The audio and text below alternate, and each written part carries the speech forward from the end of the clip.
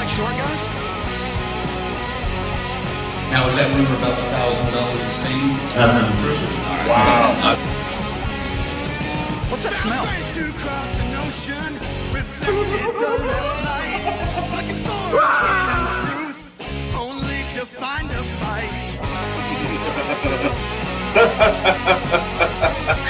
I can't believe what? Oh, look, I'm being gay over here. Locally, I really.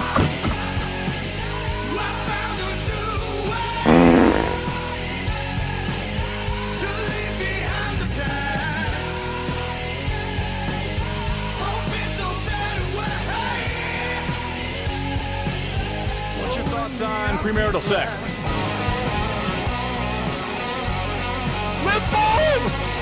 Come play with us. I'm getting the fuck out of here.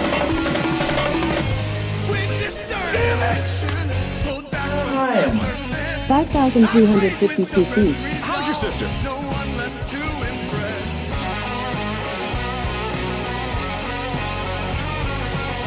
Cereal champions.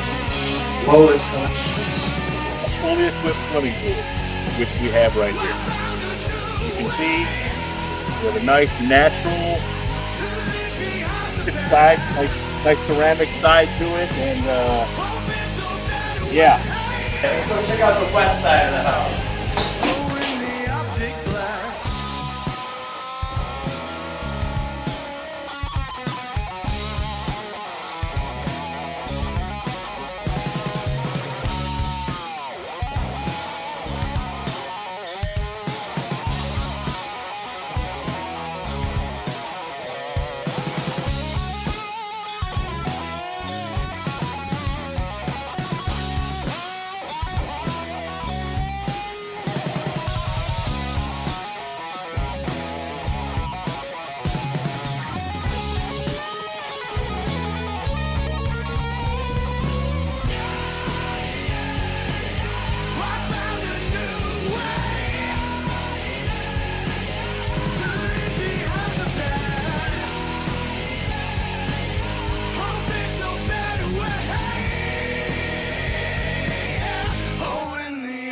Glass.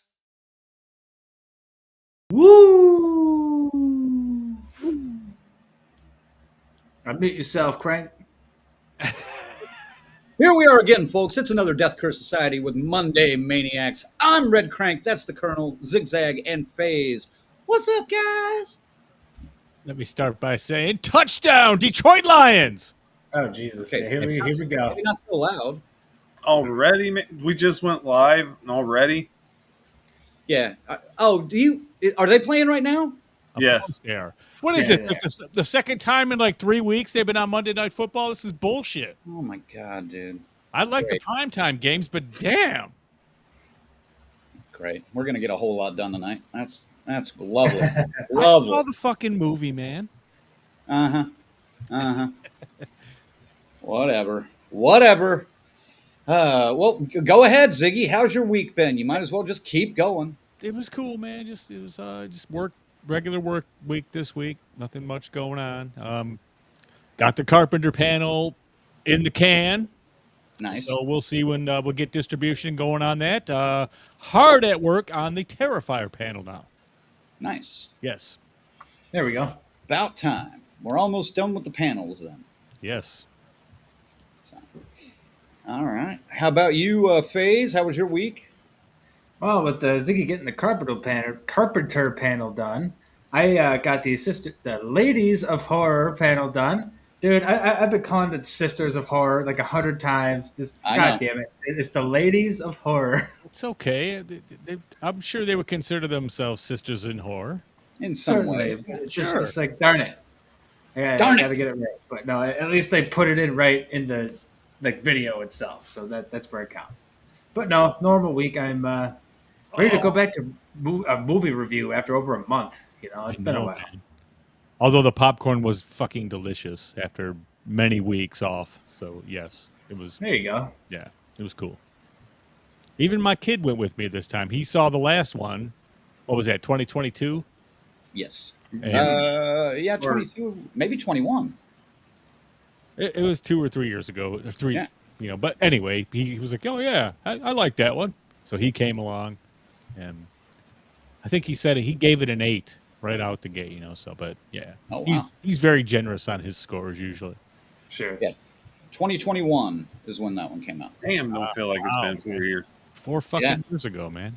Yeah. Well, took him a long time to get something that Jason Blum would greenlight. Surprisingly. What All did right, you say? Yeah, we'll get the full tea here in a little bit. I know, Lucio. I think we got this one, man. I think we can handle this. But thank you. We'll tag you in if we need to. I was going to try to do the hair down thing tonight, but I don't think I'm going to be able to. I got this one stray hair that just keeps flying in my face, and it's bothering the shit out of me. So we'll try to see how this goes the rest of the night. Get that. How about you, Colonel? Fairly normal week. Good news is, speaking of popcorn, yes, the popcorn is delicious at the theater on Saturday. On Prime days, I ordered myself an actual popcorn maker. Oh, like the cheap. home theater style, like a kettle. Yes. Colonel? Good news is the popcorn's here, the kernels, the oil, the salt, all that. The popcorn machine will be here anytime between tomorrow and November 5th. Oh, nice. Fuck out of here. It'll be worth it, brother. Once you get it, dude, that'll be your new snack source. Dude, it better be. That motherfucker was $50. It was cheap. So good. Like, I don't know what I bought. Fuck, welcome to Prime days. Yeah, I spent like 180 on mine like 12 years ago, and I still use this fucking thing. Yeah, which would have been worth it. But then again, I mean, that popcorn could have come in a little more handy on Saturday night. Because how about them Bearcats, Crank? Oh yeah. we don't need to talk about that. Don't drag me into your bullshit DCS sports talk. Yeah, my Cowboys from Stillwater got trounced by Colonel Cincinnati Bearcats on Saturday. Yeah, dude, we don't care. Our team sucks this year. We fired our coach, our defensive coordinator mid-season. We know we suck. It's nothing to brag about. And then Dude. I guess NFL-wise, I'll just say, hey, time stood still Thursday night. That was the most enjoyable game I've had all season. I'm not taking it for granted. There you go. I'll leave it at that. Well, and I'll leave it on this. The biggest claim to fame that we as Oklahoma State University fans have right now is a section in the stands that takes their shirts off. Yeah, I've seen that. I saw that. You went underwater a little bit, but we got it. We got it. Yeah. Take their shirts off and they wave it, and a bunch of zombies walked over there and started doing it too. Why? Why is that making news? Because that's how bad our fucking team is. That's why. I think I showed this to you guys last week, but Patricia had sent me a shirt, and I swapped her one of our shirts for it. Yeah. From a pizza place. I found it again. Oh, hold on. Yeah, make it full screen. No, that's awesome. No. Well, somebody messed with the. There we go. Somebody messed with the lineup, so it's all out of whack. Did they get fucked up? Our pies are hand rolled. This is Brenda's Pizzeria, Deep Creek Lake Road, Maryland. Okay. Patricia, thank you so much. And yes, she got her shirt that I swapped her with. So, pretty Very cool. Good. Very good. Now I want to try the pizza because that looked good too. Well, we may be taking a road trip up to Philly pretty sometime. So if we get some fucking Rush tickets, anybody gets Rush tickets and sell it to us at cost. We got to get Phase to a Rush show. He needs this. Yeah. This is something. It's one of those. We'll take any help we can get here on this. We're gonna go see Rush. We got to get Phase to see Rush. Rush it's his band. This is his fucking band. We can't let these Ticketmaster bots keep fucking winning, man.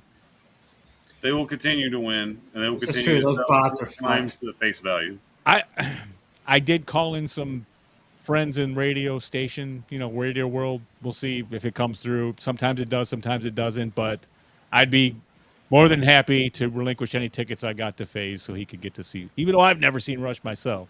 But yes, I would put Mr. Phase above so he could see Rush because I appreciate his love for this band. I just love the fact that Colonel chimed in on that little discussion you guys were having, and we're just like, if you guys get tickets in Philly, let's go. because I want a real cheesesteak. For a cheesesteak. Again, it was fucking delicious. It haunts my dreams how delicious that real cheesesteak was, and I was like, I'll never have one again. Damn it! Like, that's a love lost, and I mourn for it every day. I say we just road trip up there and hang outside the arena where Rush is playing. I bet we could still hear something. Oh my God. We could pull like the Taylor Swift fan experience kind of Like bullshit. the end of August. We could probably scalp out too, and get some. But We could sneak in Trailer Park Boys style, just getting trash bags and crawl through the sewer. The pre-sale is the 27th around here for Detroit. I think all of the ones we're looking to get, right? Philly, Detroit, or Colorado, I think was. Yeah. They let you pick 3. So I'm We'll down. try for it. Dude, I'll go to any one of those, man. Absolutely. We got to move on, though. We got to. It's all yeah, why not? Hey, while we're on it, man, rest in peace, goddammit, to the spaceman, Ace Frehley of Kiss, for fuck's sake. Yes. All my heroes are fucking dying this year. I'm sick of it, man. It's bullshit, dude. Yeah. First ever concert, Kiss farewell tour, the first one. Wow. Nice. At least I can say I've seen Ace and Peter and makeup and perform. So I mean, yeah, I was at that Detroit Tiger Stadium show, dude. That epic fucking CNN covered it. The helicopters were circling the whole time. Dude, that was a party, a beer-soaked party. But I would be remiss if I didn't mention Ace Frehley and his influence on our youth, most youth out there. Rest in peace. And, man, another one bites the dust, one of our greats. Yeah. Yeah. Rest in peace and condolences to all the Kiss fans out there. I love how FaZe is like, we got to move on. And Ziggy's like, fuck no, we don't. Let me start a new topic. We've got business.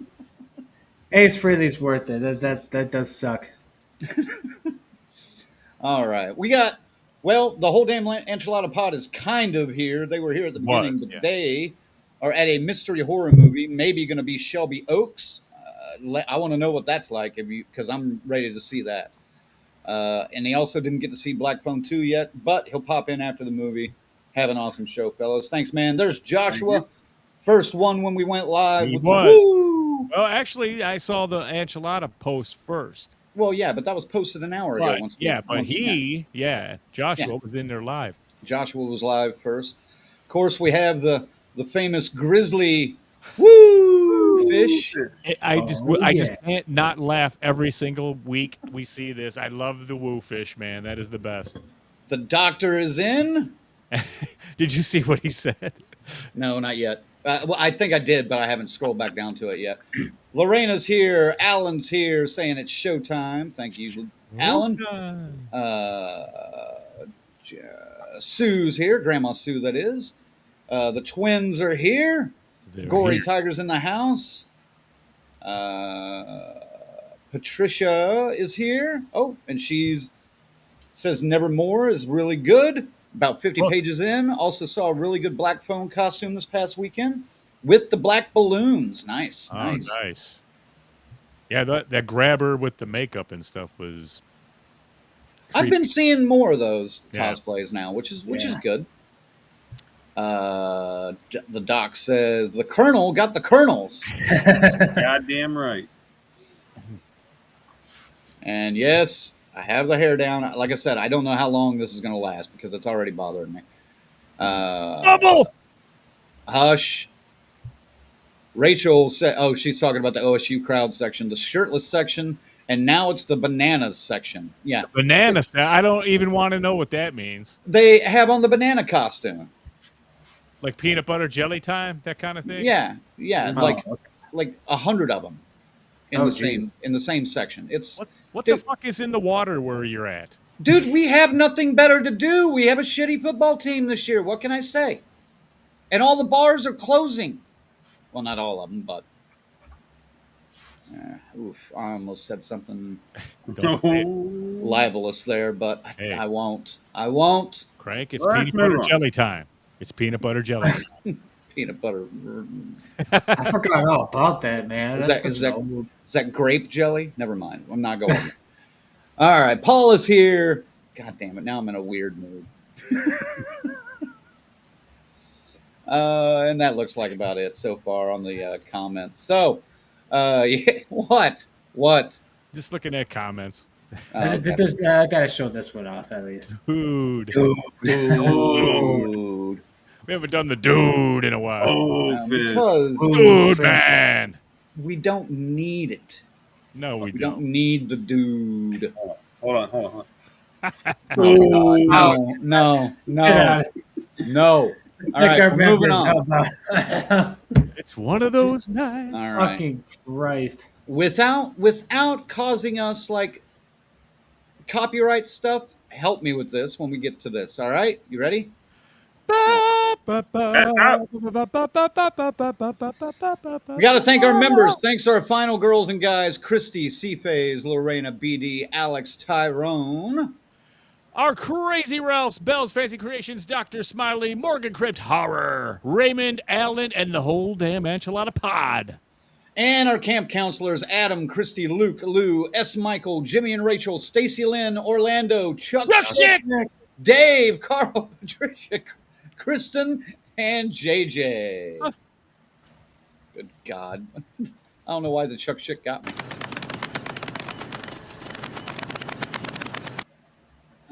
If you want to become a member and help support the DCS, If you want to become a member, you can go Yes. to our website, support the DCS for as little as $3 a month. Go to deathcursesociety.com, go to the membership tier tab, pick a tier that fits for you, and thank you, goddammit, thank you.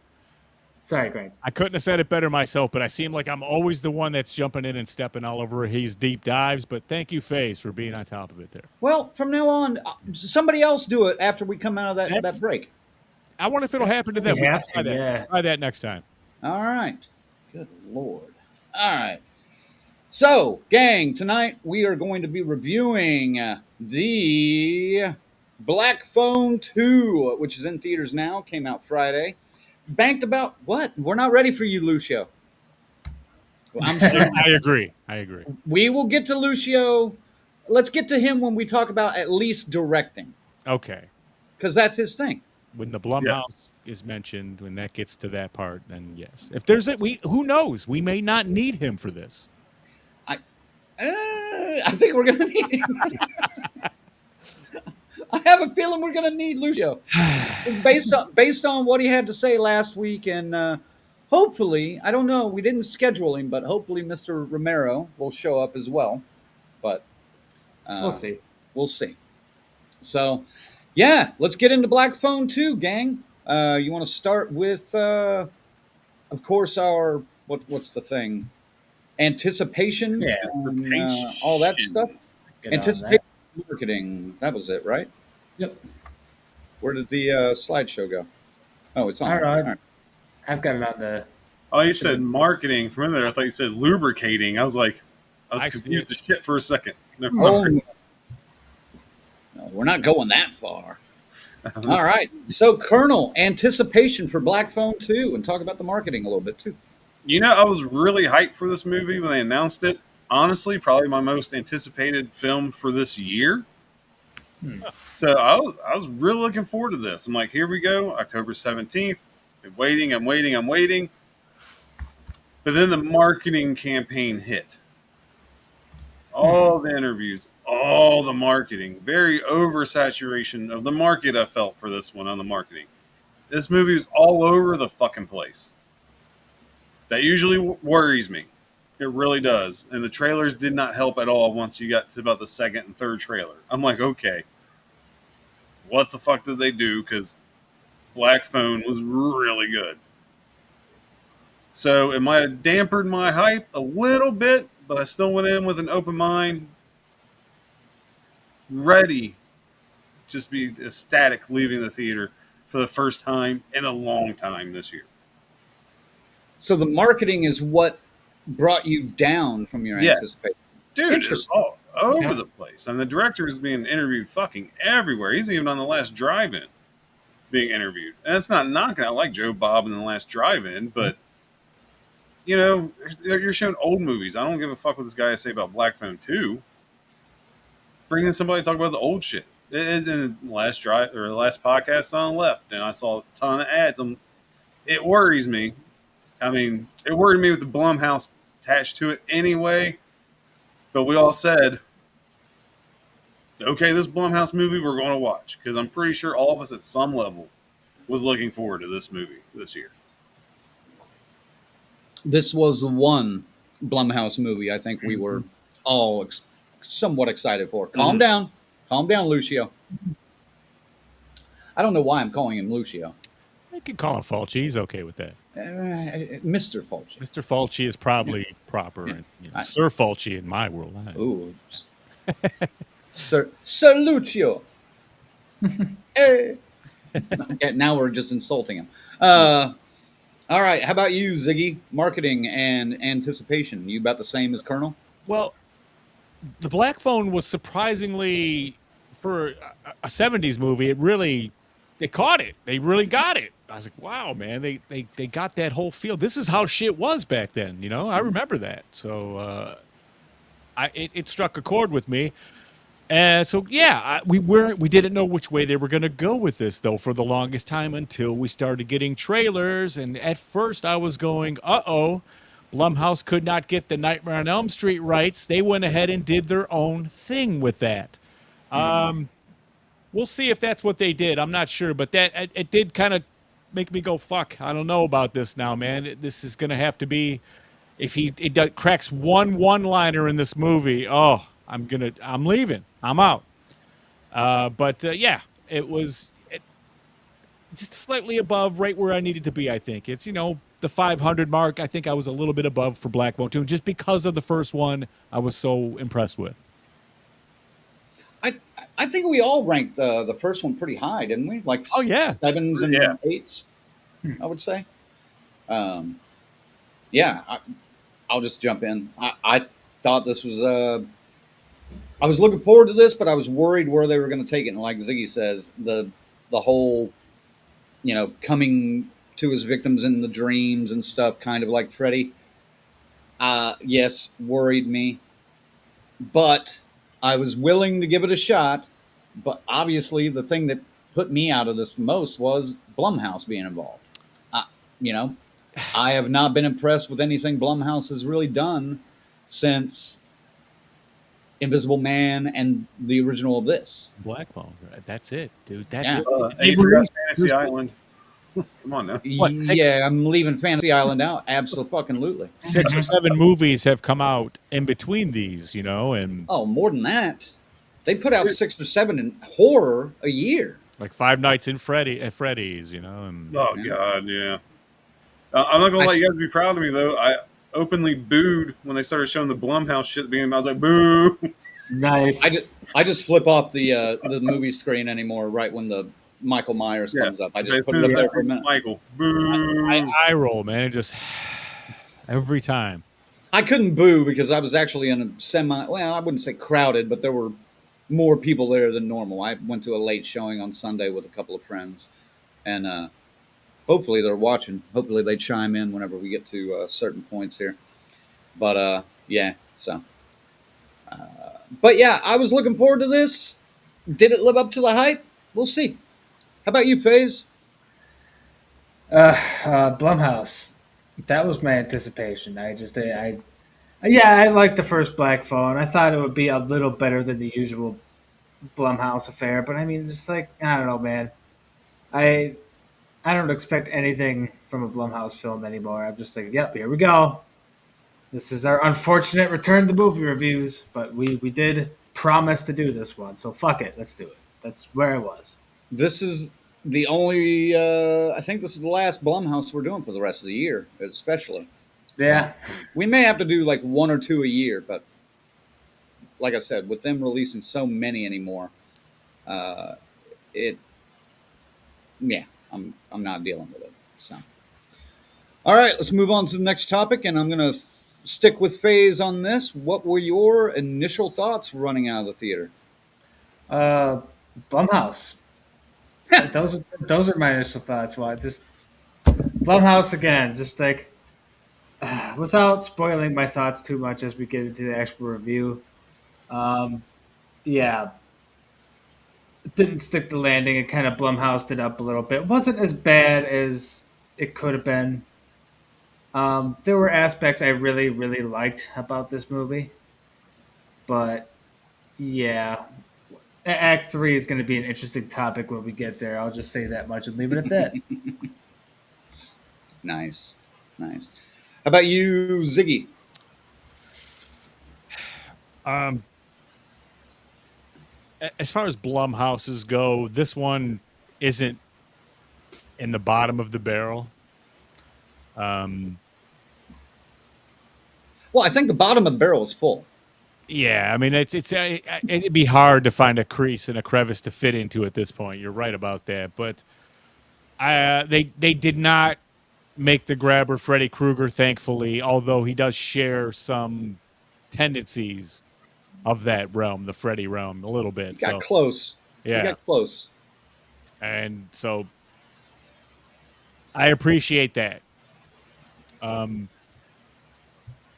But it's a long movie, and there's a lot. I mean, I understand this is a scarred, dysfunctional to the max family, but I mean, I just think they overdid it a bit with this, and that's why I was kind of walked out. I was like, okay, we'll see where the score is, but I wasn't blown away by this by any means. It's good. It's not great. Like Face said, well, Colonel, you go ahead. No, I'll be honest. When I came out of the theater, I was pretty high on this movie. I'm not going to say I loved it though. I was like, okay, I think I was high because, like Zach said, they didn't go the full blown Elm Street like I thought they would, but it was very close. But then I was like, okay, well, there's bits of this movie, bits of that movie, bits of this movie. So the more I thought about it, the score was dropping pretty fucking quick. Just walking from my seat to the car.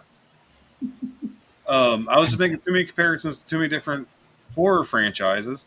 And yes, I agree this wasn't as Blumhouse as they could have made it. And it's probably the best Blumhouse movie I've seen this year. But or does it rank up to other movies? Like, I'll be honest, this is probably the movie I liked the most since Toxic Crusader. So it's probably literally the last movie we fucking reviewed that I can remember. Toxic Avenger? Toxic Avenger, yes. I'm sorry, I always go back to the cartoon because it's Toxic Crusader before it's Toxic Avenger for me. That's just stuck drilled in my head. I apologize. Yeah, but even still, I'm not sure how I'm going to rank this movie.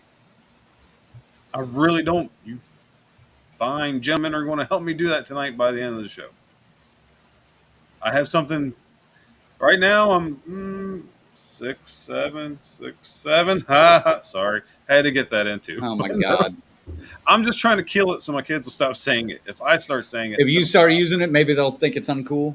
Yes. All right. Oh, you know what? I was going to give you the horn for that, but I'm not going to now because I like that strategy. Let's making 6, 7 uncool for the kids so the shit goes away fast. There we go. Parents, if you're listening, spread it now. Start using that. Start saying it. Yes, there's a method to my madness, man. Especially when it's not appropriate. It doesn't fit at all. Just do it right. And just so you guys know, I created something over here. I'm hearing whispers of 6, 7 in my left ear. Nice. Well, tell her to shut the hell up. She said never. I forgot you don't have headphones or use earbuds. I always forget that. Damn it. All right. Like I was saying, like Faye said, there were aspects of this I really kind of liked. I liked that it was semi familiar, but also semi original. In ways. Well, yeah. I mean, this is truly a sequel. This is truly they go back and connect to fucking everything. So yes, this is an absolute mini legacy sequel. But it could also be a problem that they connected everything. Keeping that as quiet till we get there. Like it's like, fair enough. I didn't mind the connections to the earlier film. I liked that they kept the same actors, even though they aged quite a bit. They went ahead and made the jump. Do what? Very important, but they just said, "Fuck it, it's 4 years later." Right. So yeah, it was cool. Right. Because I was really impressed with both of their acting in the first one. I don't know though if I have complaints about the acting or if I have complaints about the directing in this one. That's it. Um, Too but we'll much. touch on that a little bit deeper later on. Uh, the ending, I was okay with the ending until the very end, and then I was like, "Come on, that's too sappy for a fucking horror movie." Like, really, come on. This is not Hallmark putting this movie out. The ending. Yeah, Yeah. no good. And that was pretty much the thing that me and my friends kind of walked out with, and they were like, yeah. They kind of agree with me on that.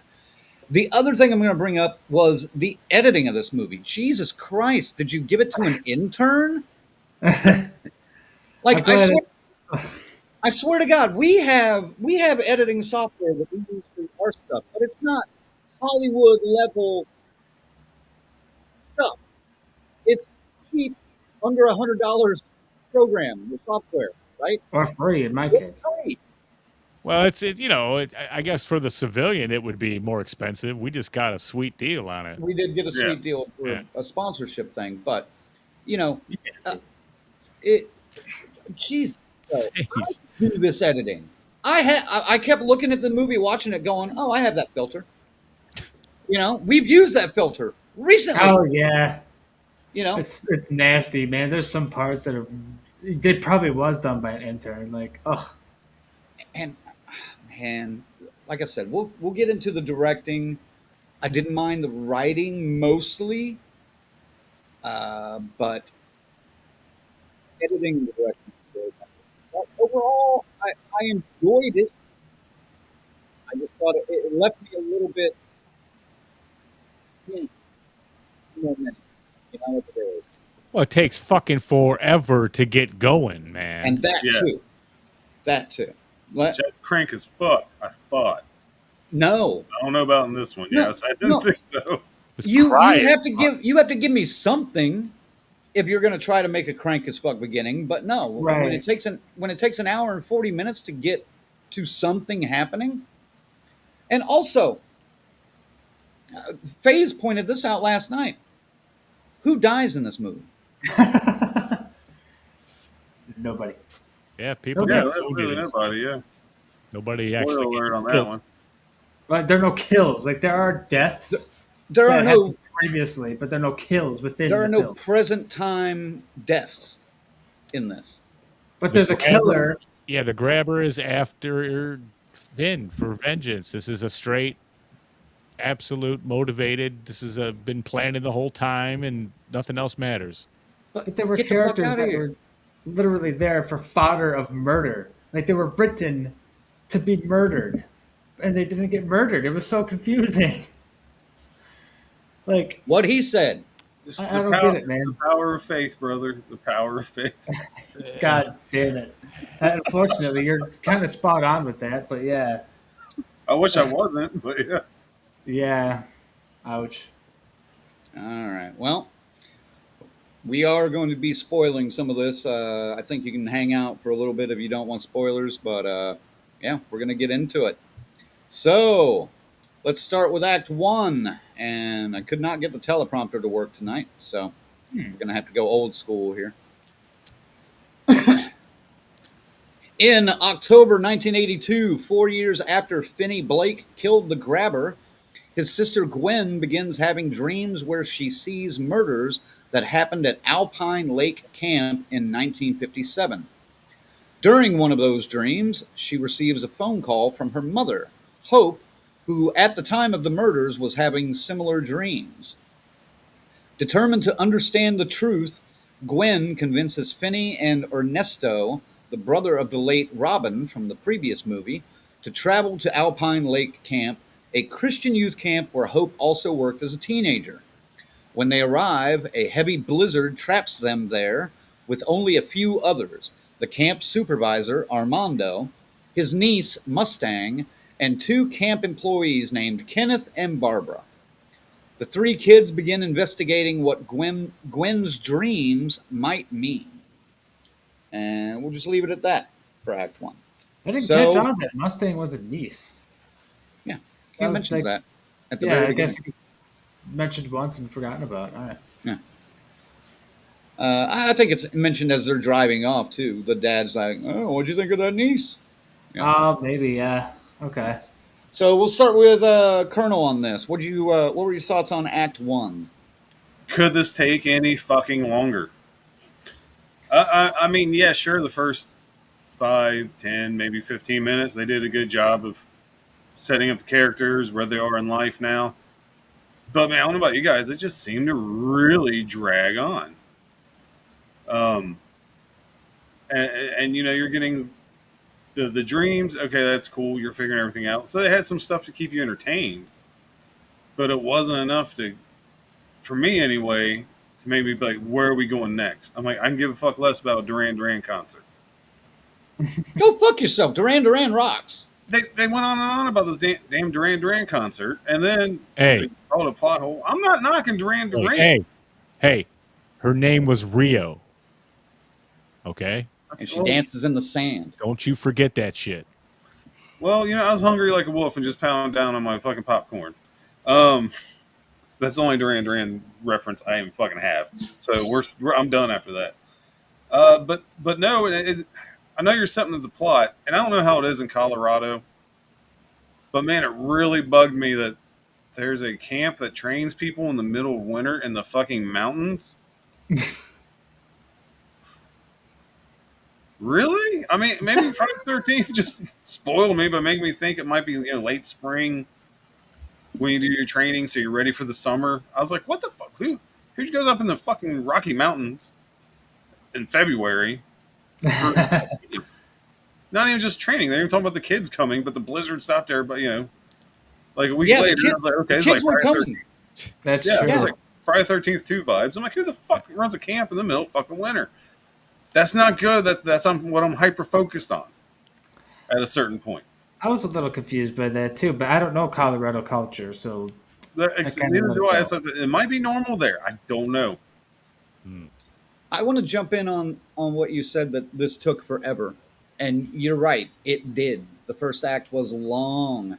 And I'll be honest, although they were trying to set up the characters and, introduce a couple of new characters, or at least one, and explain his setting and reasoning and placement in the story, dude, it was just fucking boring and rehashed bullshit. That first act, there's really nothing original. No. You catch up As with for a setup. everybody. Finn is obviously full of hate and rage, and he's all busted up because of all the shit he almost got killed. Oh, don't even give me your side note on Finn. All right, to cope, he smokes a little bit of weed. All right? Mhm. At least he's not an alcoholic like his father. Tell me why this little fucker in the middle of winter goes outside to smoke a joint, leaves the door wide open. So now you're just wasting the fucking heat. And the smoke's And going you're in. letting the smoke get in the Yeah. house. stupid. When I snuck off the smoke pot at night when I was a teenager, I was slicker than fucking that. Like, come on. I'd walk down a block. I mean, come on now. Like, shit, at least, like, step, hide behind a bush in the yard or something.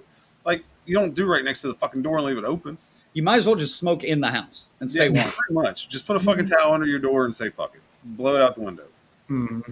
But I digress. That just bugged me, too. I was like, what the fuck? Like, the dad in me was like, why are you letting all the cold air in?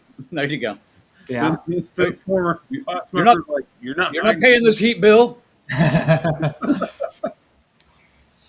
That would make the dad go back to drinking, I think. Yeah. Especially in this economy. Sorry. Right? No, I just thought the first act was dull, and it was so stereotypical. Like, oh, the kids are older now. Oh, the girl's interested in this guy. He's gonna get Duran Duran tickets, which I could see what you're saying went on. But it was really kind of talked about a couple of times. In any ordinary world, I mean, they'd talk about it more than 2 or 3 times, I think. But Well, yeah. that's another Duran Duran. Oh, see, I didn't even know. I just agreed with you. But um, but yeah, and really, the grabber in Act One is just mentioned. You don't even really see him in any. No, he didn't really show up at all. There was some staticky phone calls, but But Yeah, not but his that you voice. didn't hear. He's just, I'm sorry, I can't help you. Click. Right. yeah. So I just thought the first act was bland and wasn't really going anywhere. Well, it also opens in what 1957. Well, the 1957 flashback though is just a dream, really, of Gwen's. So I mean, and when you had mentioned Ziggy that the soundtrack was banging, I was kind of looking forward to that. And dude, I caught like 3 songs. 3 songs you didn't like it, and the They were fine, and they Yeah. were good flashbacks to the 80s, especially kind of, like, not popular 80s, not super popular. what's with his mic, man? I don't know. He's gone underwater 15 times in the last 5 minutes, and it's getting obnoxious. Am I really Yeah, bleeding? it's just Yeah. going. Yeah, you were really bad there. All right. Well, It's like we could hear everything up until that last one. I don't know what you said. The last thing you said. I was just saying, some some of the music was good, but it just felt too few and far between, and they weren't like the hits, like you normally equate to the 80s. No, but I mean, there was definitely some songs that I Sure. went across my world. For Yeah, they were sure. more of the underground radio Yeah. hits. Yeah. So, who's left on Act Me. One? Ziggy? Uh, Ziggy or FaZe? I know FaZe hasn't gone yet.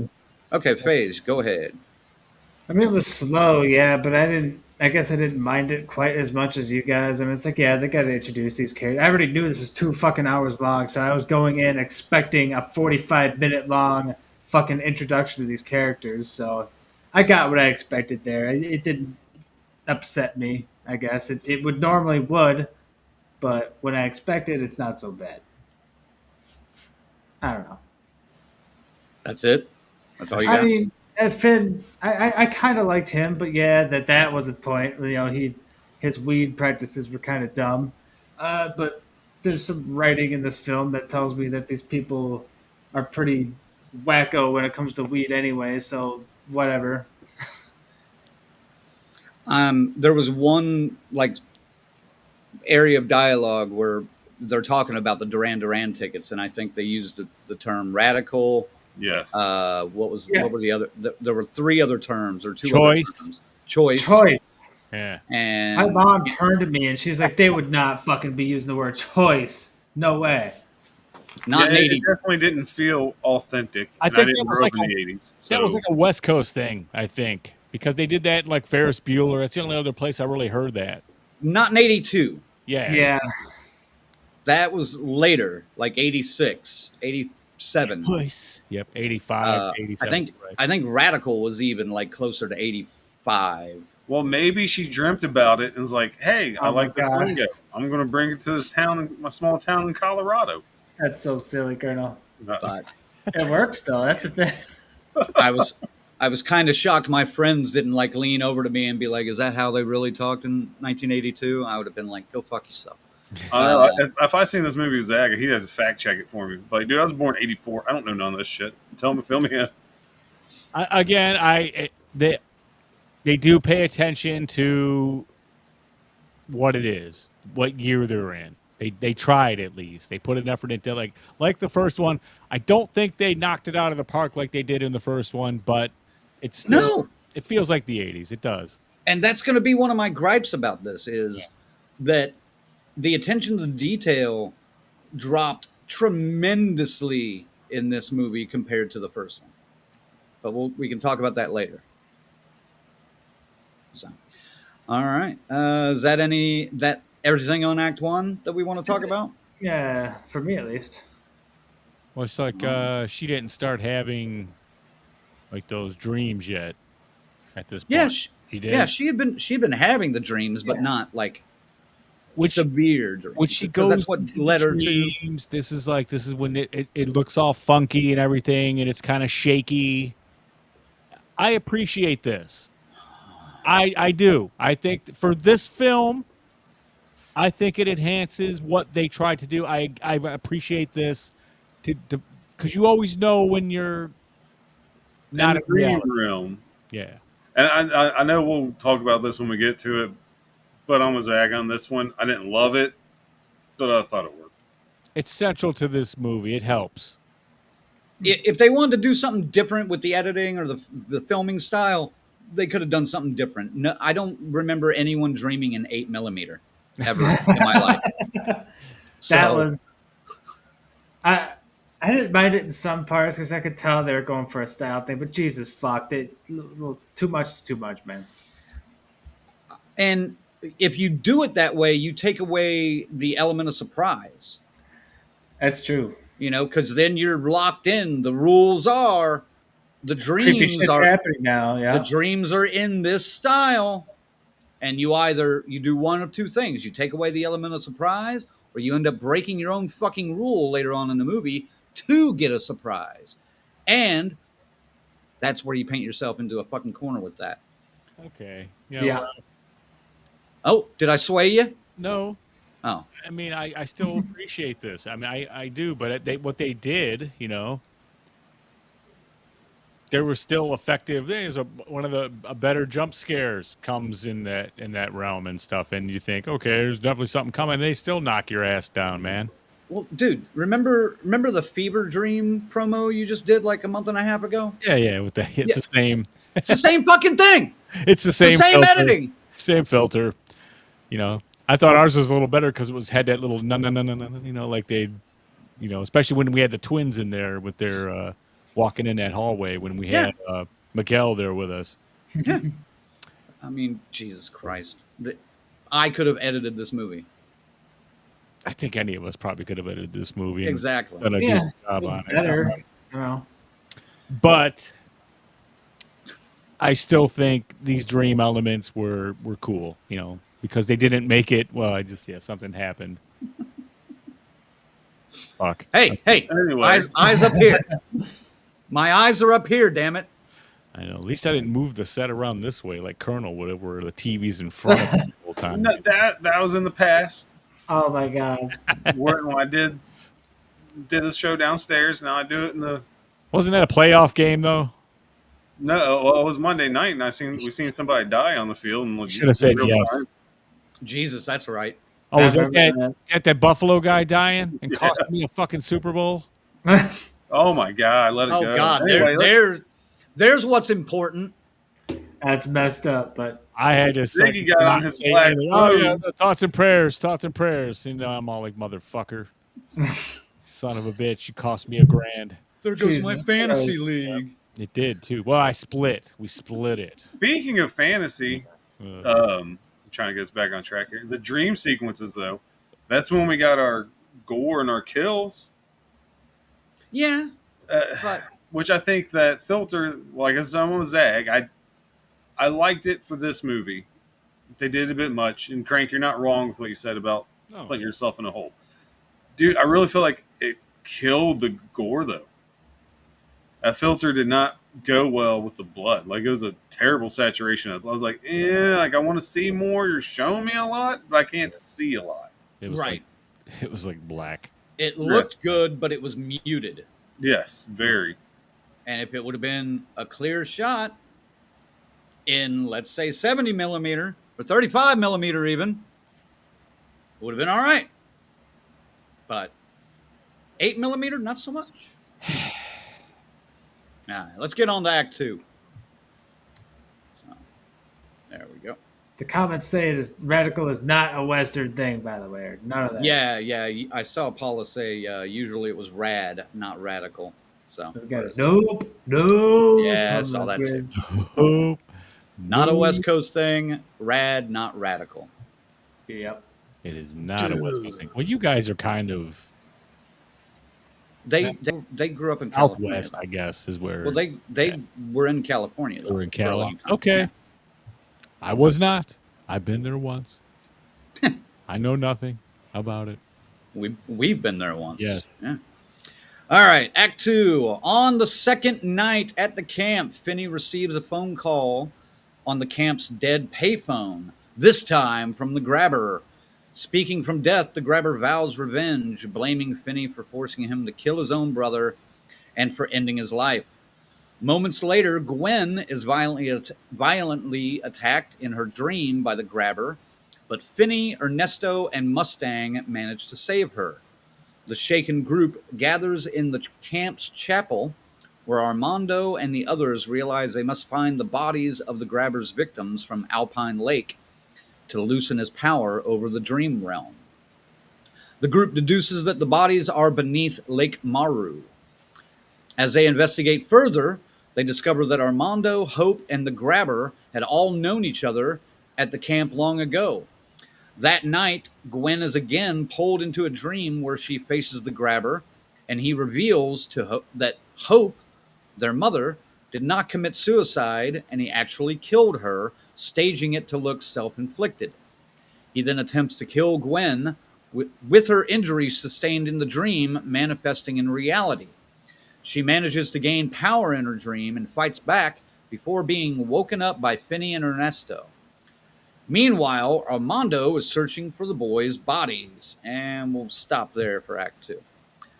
There's the part that kind of links this a little bit more with Nightmare on Elm Street, like what happens to you in the dream world comes back with you. They didn't go so far. They didn't go so far as this, grab his hat and bring it back, or grab something and bring it back with you. Right. But injuries. She's a dream warrior. Act 3 has one of the worst Dream Warrior throwbacks I've ever fucking seen. It was pretty nasty, yeah. So, but we'll get to that. Lucio, hold on. Mr. Sir Fulci, hold on. Who starts on this one? Ziggy. Yeah. I don't know. Yeah, dude. I mean, it's like shit's starting to happen with the grabber. There's some cool, creepy scenes when he's talking to Finn and that phone. Just the way that phone rings is creepy. And this whole setting is like it's in the dead of winter. There's snow everywhere. It's cold as fuck. It sucks. I mean, I hate. This is the absolute last place I would ever be in this kind of weather. So that church camp. A church camp, and just the fact that there's 2 feet of snow all around it too. Well, it couldn't have been too cold because you couldn't see anybody's breath. Oh, dude, there were a lot of issues with that. Sorry. I didn't really, I'd have to think about that. I don't know if I caught that or not, It's couldn't great. see the breath, the fucking, snow went right, the fucking, oh, dude, it's powdery. That lake would have killed some people. I'll just say that, a little bit of a spoiler going ahead, but what the hell? It's like these people have never been near a cold climate in their lives, but whatever. It was a beautiful, setting. I thought the Colorado countryside was just beautiful as fuck. I loved it. I love the Rockies. Yeah, it was a good setting, just not well executed. Yeah, utilized. Well, it could have been. It was utilized. It just wasn't utilized correctly. Mm-hmm. I did like the shot of the whole mountain was perfectly framed in the one shot with the lake. That was cool. Yeah. But I mean, here comes the grab again. He's talking to him, and then this is where the first time you see him, he can't see him. He's not really there, but he's looking right at him through the phone booth, and his mask is fucked up, and you could tell he's been, he's not right. Kind of Freddy. Yeah, he's rotting away. He's dead. He's all messed up.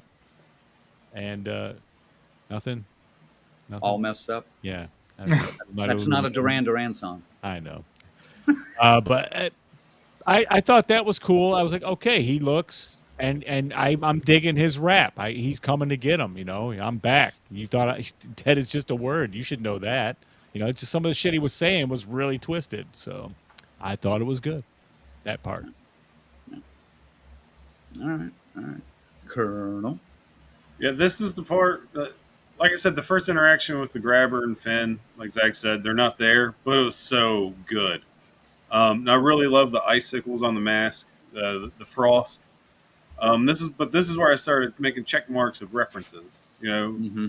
Hell's cold. I'm like, okay, somebody's read Dante's Inferno. Check. Yeah, um, like I said, the Nightmare on Elm Street. Check. Which that was a pretty intense scene. That was cool. I think they did it right, even though we've seen it before. The fight scene. Yeah, the fight scene and the fight scene was actually not bad. I'll No, give them it- props on that. yeah, it wasn't bad. Like I said, it was something we've seen before, but didn't feel like it was something we've seen before. Right. But this really start moving the story forward. Now we're picking up the pace. Now, okay, we're finally getting somewhere. And the scene where I'm just going through all my references now, where they find out, Ernesto, the grabber, used to work there. Wild Bill Hitchcock, we call him Wild Bill. That cross was awfully bright. I'm like, the fog. I'm literally sitting here making references at this point. And I got a really good one for the third act.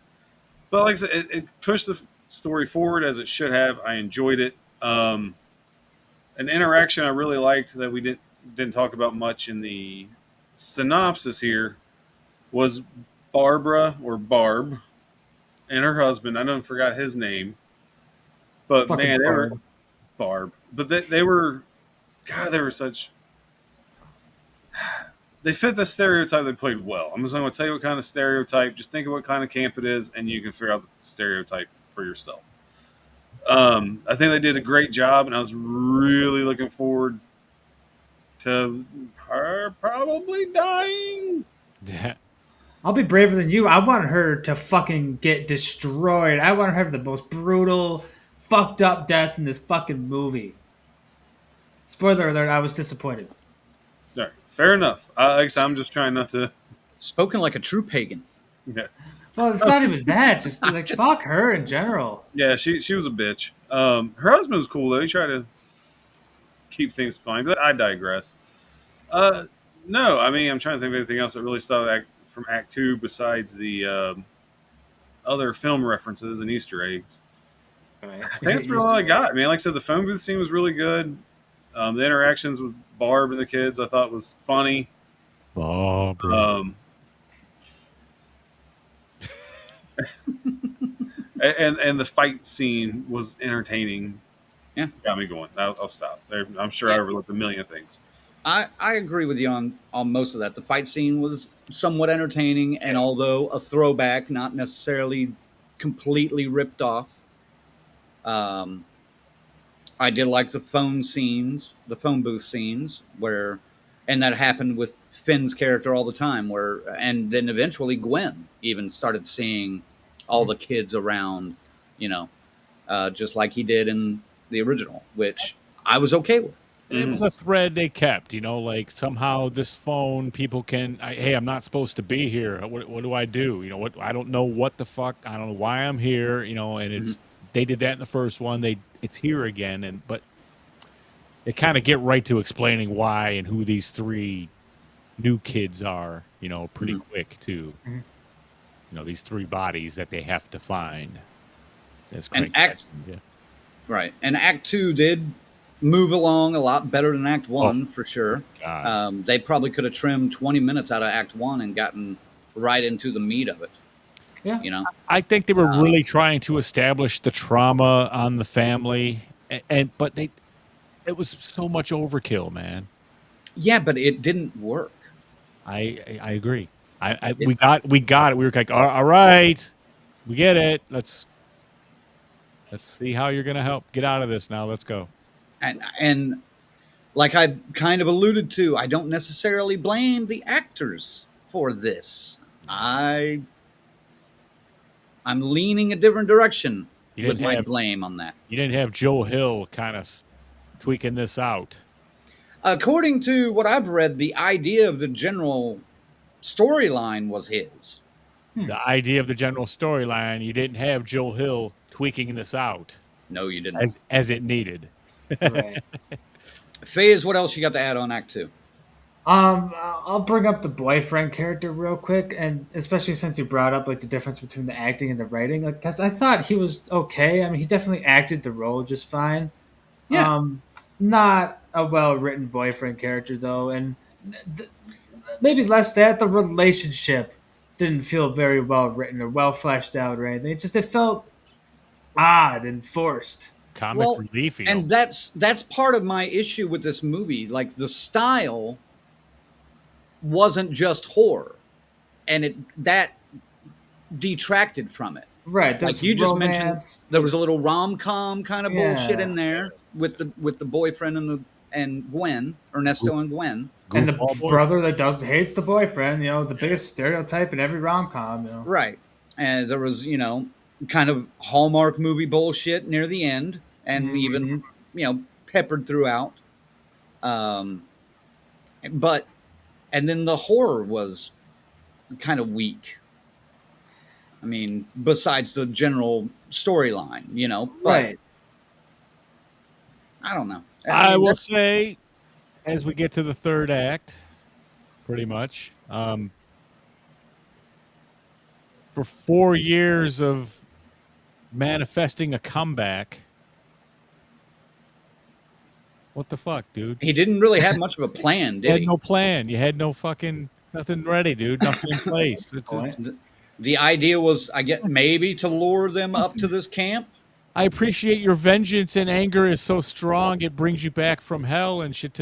But what the fuck, bro? You got to have some kind of contingency plan, something to go with here, something to ride on, some help. There was nothing. He just came at him and it failed miserably. I mean, for being so notorious, he had no plan whatsoever. No. Another Duran Duran reference, by the way, Colonel. Thank you. But you got to think, he's used to stalking and selecting one kid at a time. This is a camp full of 5 people. He didn't plan for that.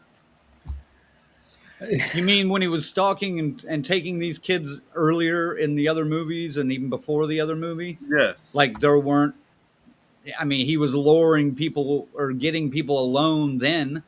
He was snatching these motherfuckers in the day most of the time. Yeah. So almost like the reflex. He had a good reflex from time to time. Speaking of a good reflex, I want to go back to the Ernesto thing and how it did, but definitely felt forced. But man, again, this is where my fucked up mind works. I'm watching this movie and I'm like, okay, if this is real and they were acting, she's uncomfortable because he's bricked the fuck up right now because they're spooning on the bed. That spooning scene was strange. Like, come on, he can't help it. It happened. Yeah. Not noticed at all. I even made the joke. I was waiting for her to say, "Is that a banana in your pocket?" Well, or if it wasn't 1982, she could have been like, "Is that your cell phone in your pocket?" Oh my god! What is that? Nothing. Nothing.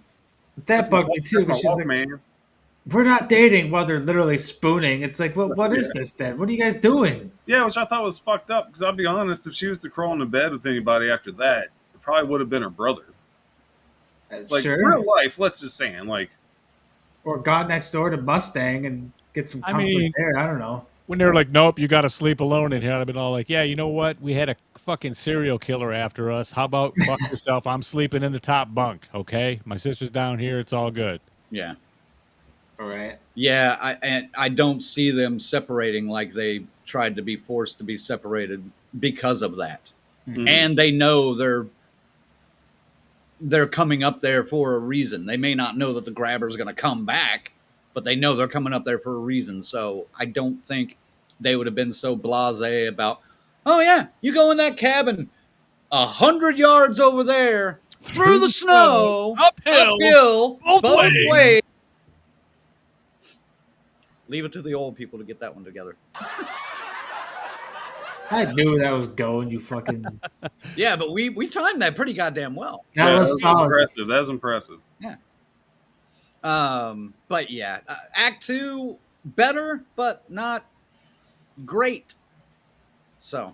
But here comes the payoff. Oh baby. yeah.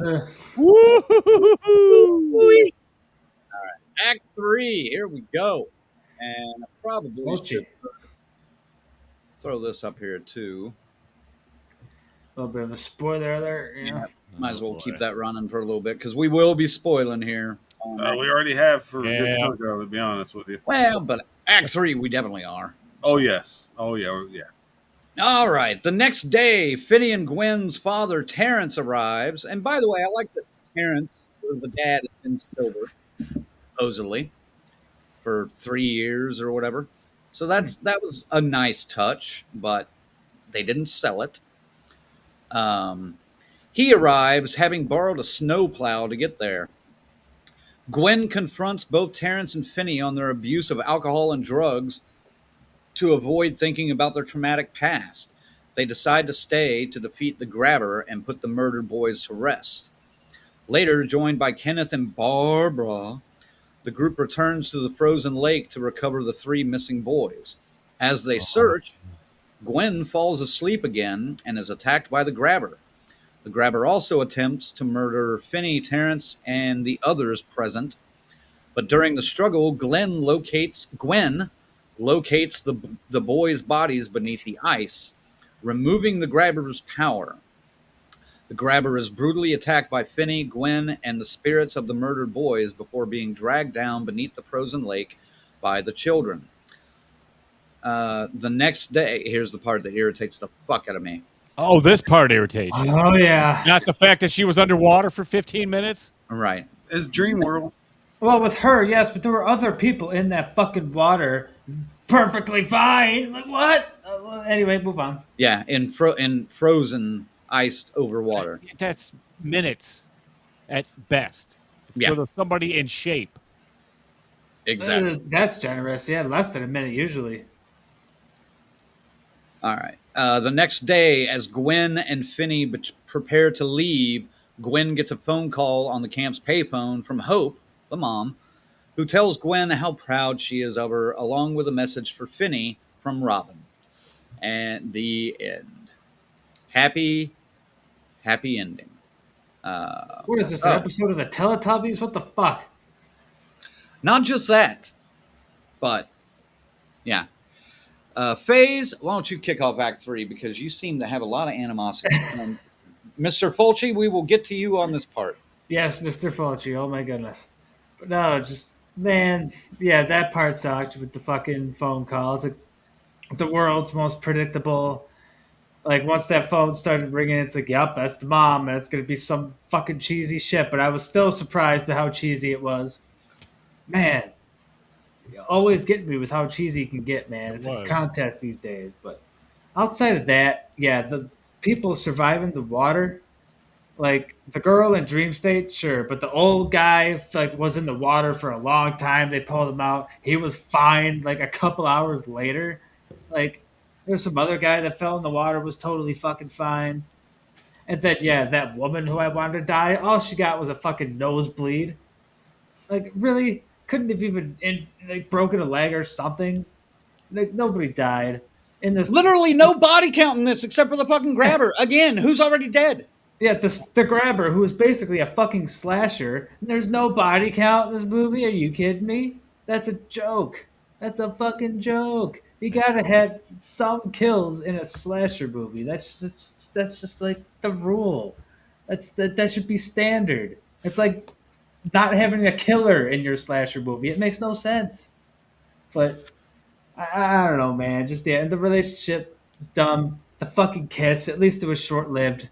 But yeah, the dumb forced relationship and just Cue the Peter Gabriel song with a kiss, by the way. no kidding. Yeah, what a mess. That's just a huge fucking mess of a third act. And yeah, I was also bugged by how quickly like the bodies were found and how they just kind of popped out of the water. That was all just weird. It was weirdly handled. And those aluminum barrels would have floated. It was all just weird.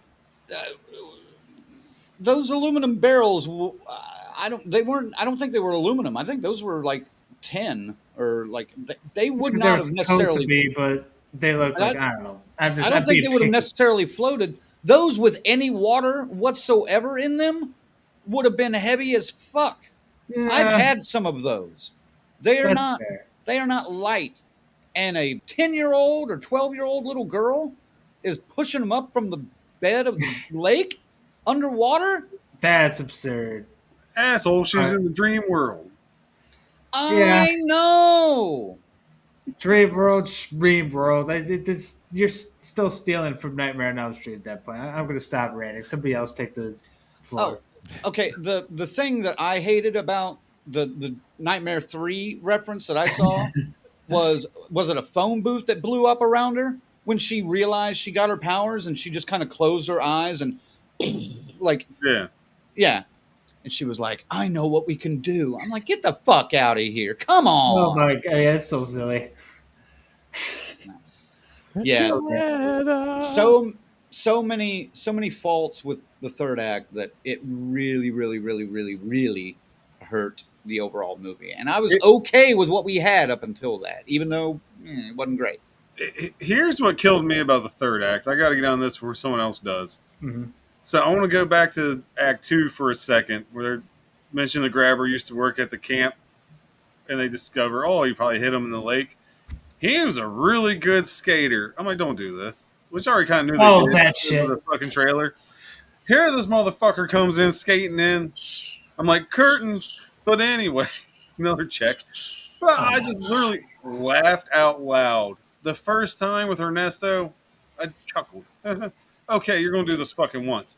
No, they did it again. And his little ice-shaped fucking skates on his fucking feet. He's a goddamn ghost. Why does he need ice skates to do this shit? And they're made out of ice. Okay, that's Batman fucking and Robin. Okay, that's the Mr. Freeze shit. I was just like, what the fuck? Like, literally the second time. I laughed out loud and I said, you gotta be kidding me. There's no fucking way. But there was a way, and they fucking did it. And it was awful. Like, he even hooked him and shit. I was like, okay, this guy's a fucking goon when he played hockey. Oh god, that's the part that burned me up, man. I was like, get the fuck out of here. You just made it stupid. Literally, you just made this stupid. Mm-hmm. I don't know, maybe they thought nobody would remember curtains this long after this. I did. I was like, their target audience wouldn't fucking remember it. That's for sure. Of course not.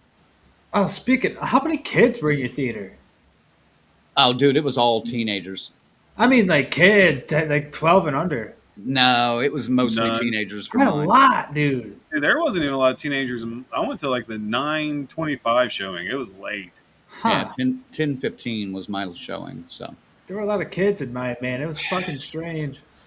I had somebody 2 seats over, 2 people. Oh boy. And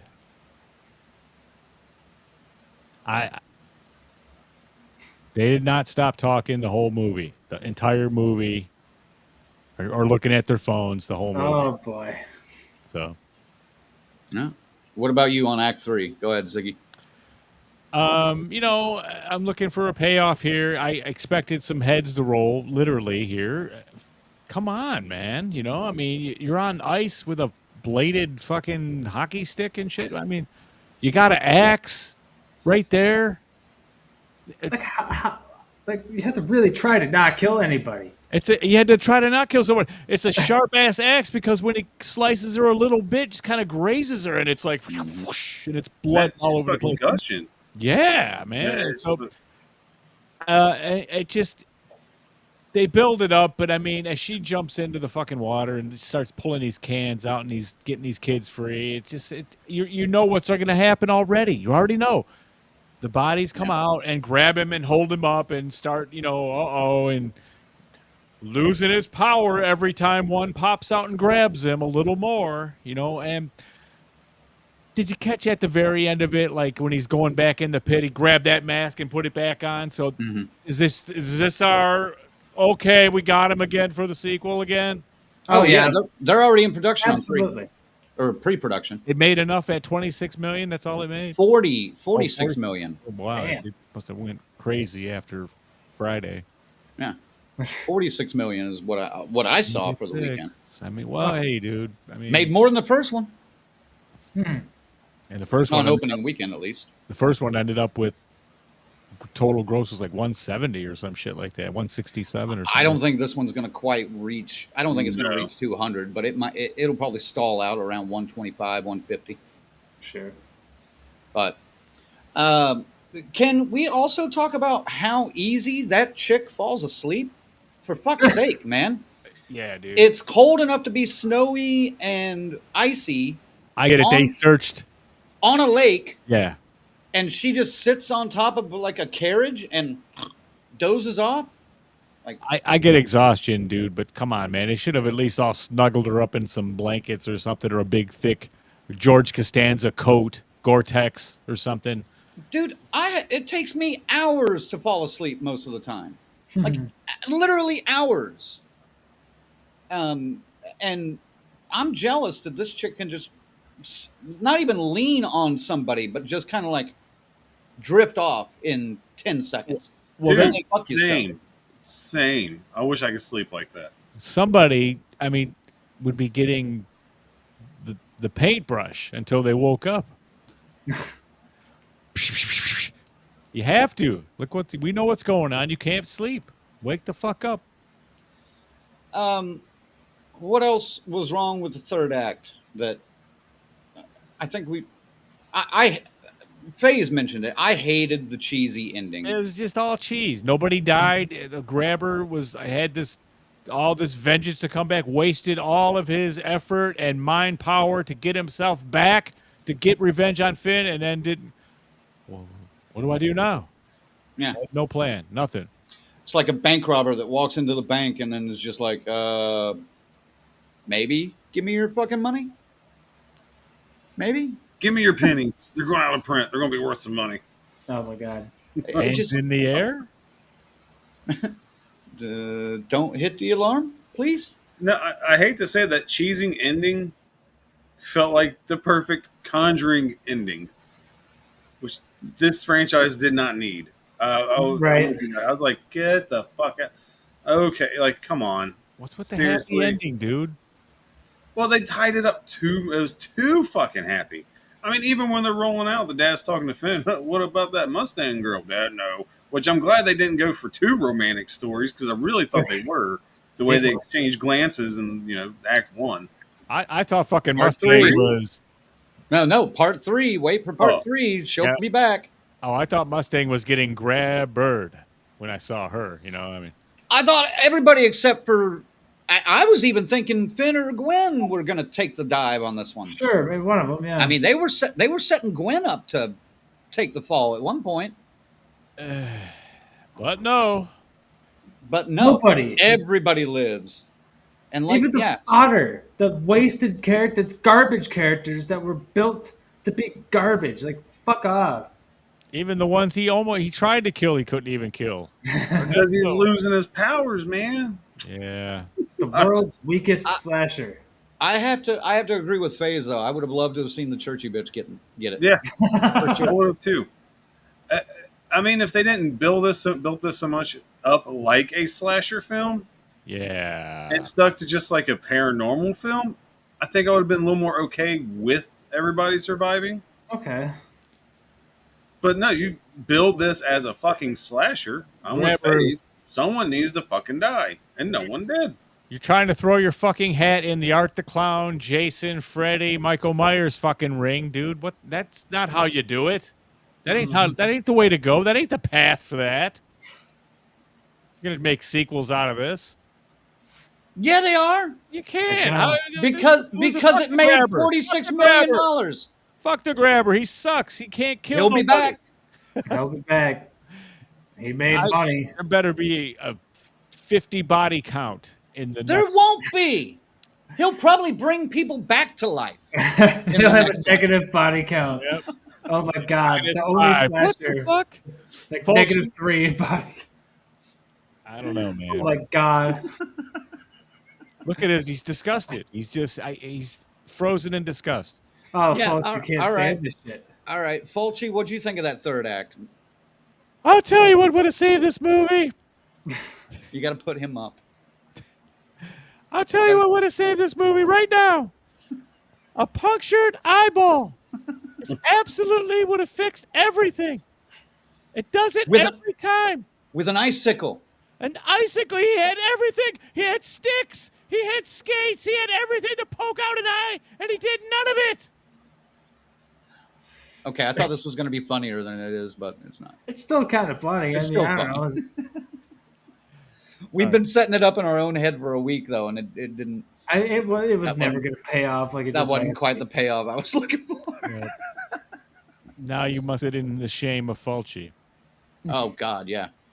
All right. I should Act probably get to 3. these final topics. Yeah. Yeah, Act 3 is done with. Let's move on here. Casting and acting. All right. I thought this cast was great in the first one. This one, not so much, man. And I don't. Like I said, here's the thing. I don't think it was necessarily the fault of the actors. I have a feeling the director, and we'll get into this on the directing topic too. I think the director told them to overdo some of the shit. Like there was a lot of overacting in this. Can't Oh be. God. I The don't know if crying, the crying from Gwen was ridiculous. Her The, one-liners. the one angry scene that Finn shows up where he's literally just sitting there in the camera and he's like, oh, don't make like you almost want to hear Bill Bixby in the background like, don't make me angry. You wouldn't Oh like my me when God. I'm angry. You know, Oh, that would be that- funny. that was irritating the shit out of me. And then the hokey ending where she's just burst, trying to hide her tears and Jesus Christ. The first one was so natural with those kids, and Finn was especially good. Both of them were great in the first one, but they were allowed to do some natural shit, and it worked a lot better than in this one. This one, I think they were, you gotta make it bigger. No, you don't, and that irritated the fuck out of me. No, Colonel, what about you, casting and acting? No, I mean I think you're spot on. Honestly, the acting was good enough, but like you said, the first one, they all stuck out. Like, wow, this is really good. I was shocked by him in the first one. Yeah, and this one I'm just like, okay, like nobody really stood out as like being they acted their ass off. Like you said, it's just blatantly fucking over the top for over top's sake. Do you feel like they black phoned it in? Yes, I almost got ziggy. that was pretty good. Jeez, man. Yeah, it just didn't feel as authentic. Oh boy. I can't pinpoint it if it's the directing or the writing. I can't tell. Well, the why- writing was cheesy as fuck too. I can't tell why they were annoying this time when they were so captivating and enduring in the first one. But you don't necessarily. I mean, you can, but I guarantee you, the script for this did not include, direction lines like "he's so mad he's shaking," or she burst into tears screaming, like that. I doubt either of those lines were in the script. That's a directing choice, in my opinion, and I absolutely blame the director for this. That's I just love me. that. I have to show off this Tarot comment. I'm going to name our next cat Fulci. That way I could get used to say no Fulci like Crank does.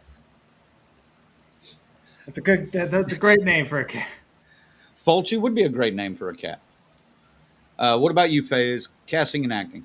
I can't really add much what you guys have said. Just it was fine. Just they were going against a questionable script and even worse directing. Just they, it's nothing they could have done to save this. They did their jobs. This cast is so small, we can go kind of almost not quite one by one, but we'll. Ethan Hawke, great. Fine. Underutilized. Yes, Great, but underutilized. Mhm. Correct. 10 minutes in the movie? Yeah. Yeah. Everybody agree with that? Yeah. Yes. All right. We already talked about Finn and Gwen. Overused or over directed I just think they said, "Boy, you're traumatized," and they took it too far. You know, I Well, mean, like he said, or Tarek had a comment up here a minute ago. Let me see if I can get to it. Yeah, it was good. Yeah, Fulci is judging you people. I'm just letting like you know. this one. Once more with feeling. Yes, this That is kind of your shit. Oscar moments, like shit like that. Yes. Yeah, no, this is not. No. This is not a Oscar moment. All right, so we agree. Gwen and Finn were okay, but over directed. Yes. Yes, all around. Yes. All right. The dad throwaway character. Yeah, That was he stupid used how he with- came with the plow, like, just out of nowhere, but yeah. Well, you got to remember, he's seen the ad that said "Go to the mountains" on TV, so they Yeah. kind of try to explain it, but I'm with you. It Well, felt pointless. that was such a red herring too, because it's just like, oh, it's a Bush beer commercial, so he's gonna go get a 12-pack of Bush. No, he just goes to the mountains, literally.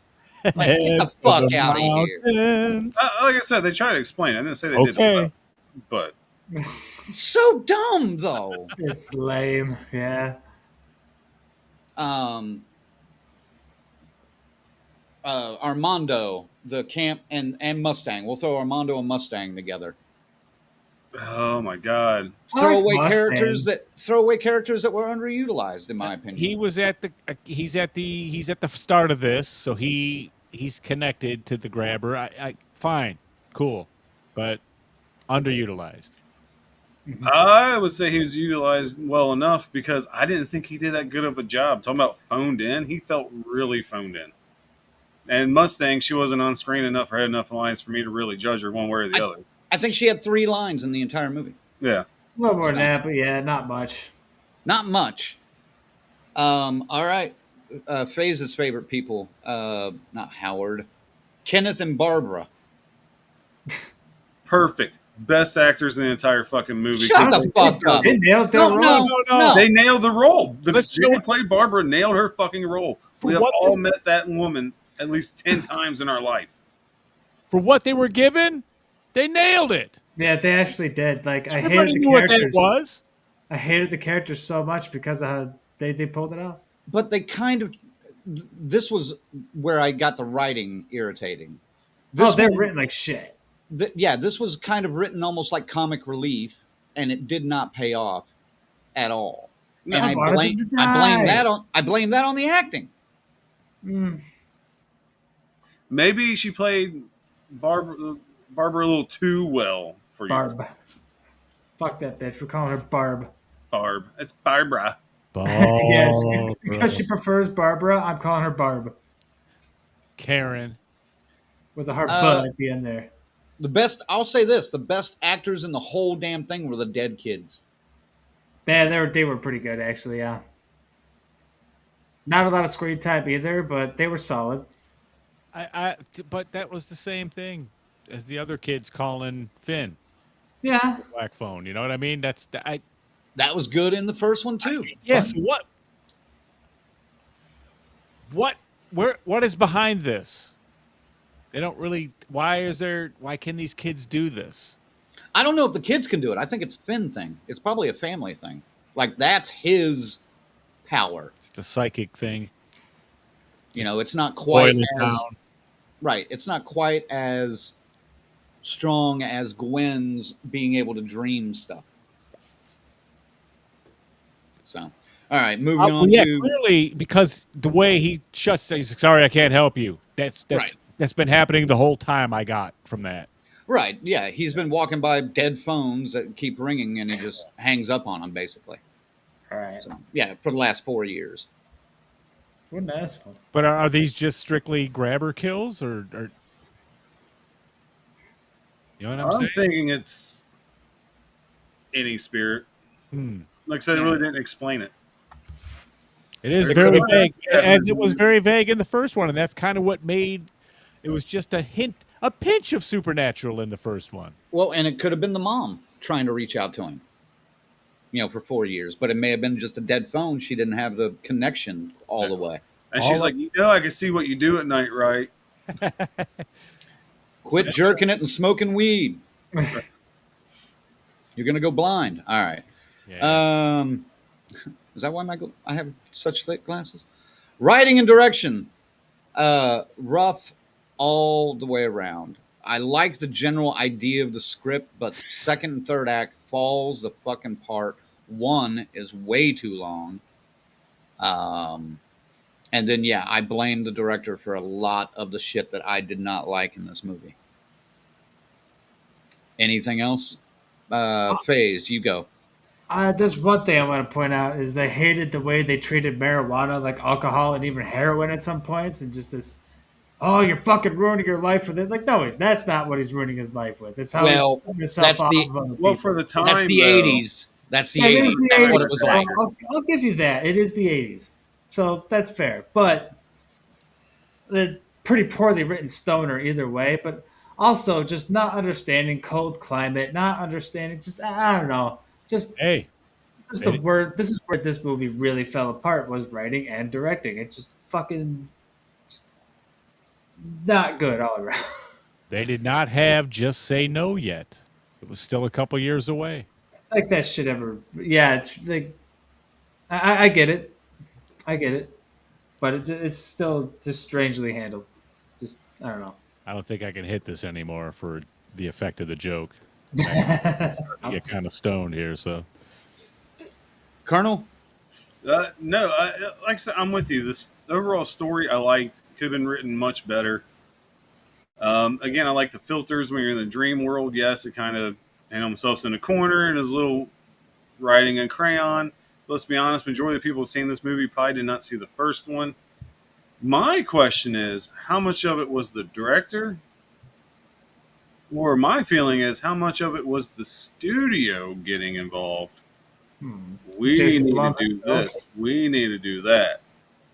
Oh, I'm sure Jason Blum had his fucking shit-covered thumbprints all over this. Oh, I'm sure he's film probably stock. put his hand up the director's ass and used it as a fucking puppet telling him what to do. Pretty much, yeah. I mean, I felt he seems like that kind of micromanaging bullshit. I felt his influence the most within the main girl's, what was her name? Gwen. Gwen's those angry one-liners she put up, like, you stupid fucking mother, the horse cock, the not supposed to be funny but wasn't really funny one-liners. You know what I mean? You know, but see, That didn't say it at all. in part one, when she did shit like that, it was a lot more natural than in this one. In this one, That's it true. was so sporadic and out of fucking nowhere that, like, the first one happens in like the principal's office, right? Where she's being questioned by the cops, and she's like, "Yeah, I'm the fucking grabber." Is that what you're saying? And it builds from there, They think she knows the grabber. right? Yeah. But this one, it's just like, "Oh, thanks for the Duran Duran tickets. Hey, suck on my dick, you fat fuck, motherfucker." You know, it's just like there's no escalation whatsoever. That's it just true. jumps. Sorry, Ziggy, I didn't realize you were drinking. And that irritated me, you know. Ziggy, writing and directing.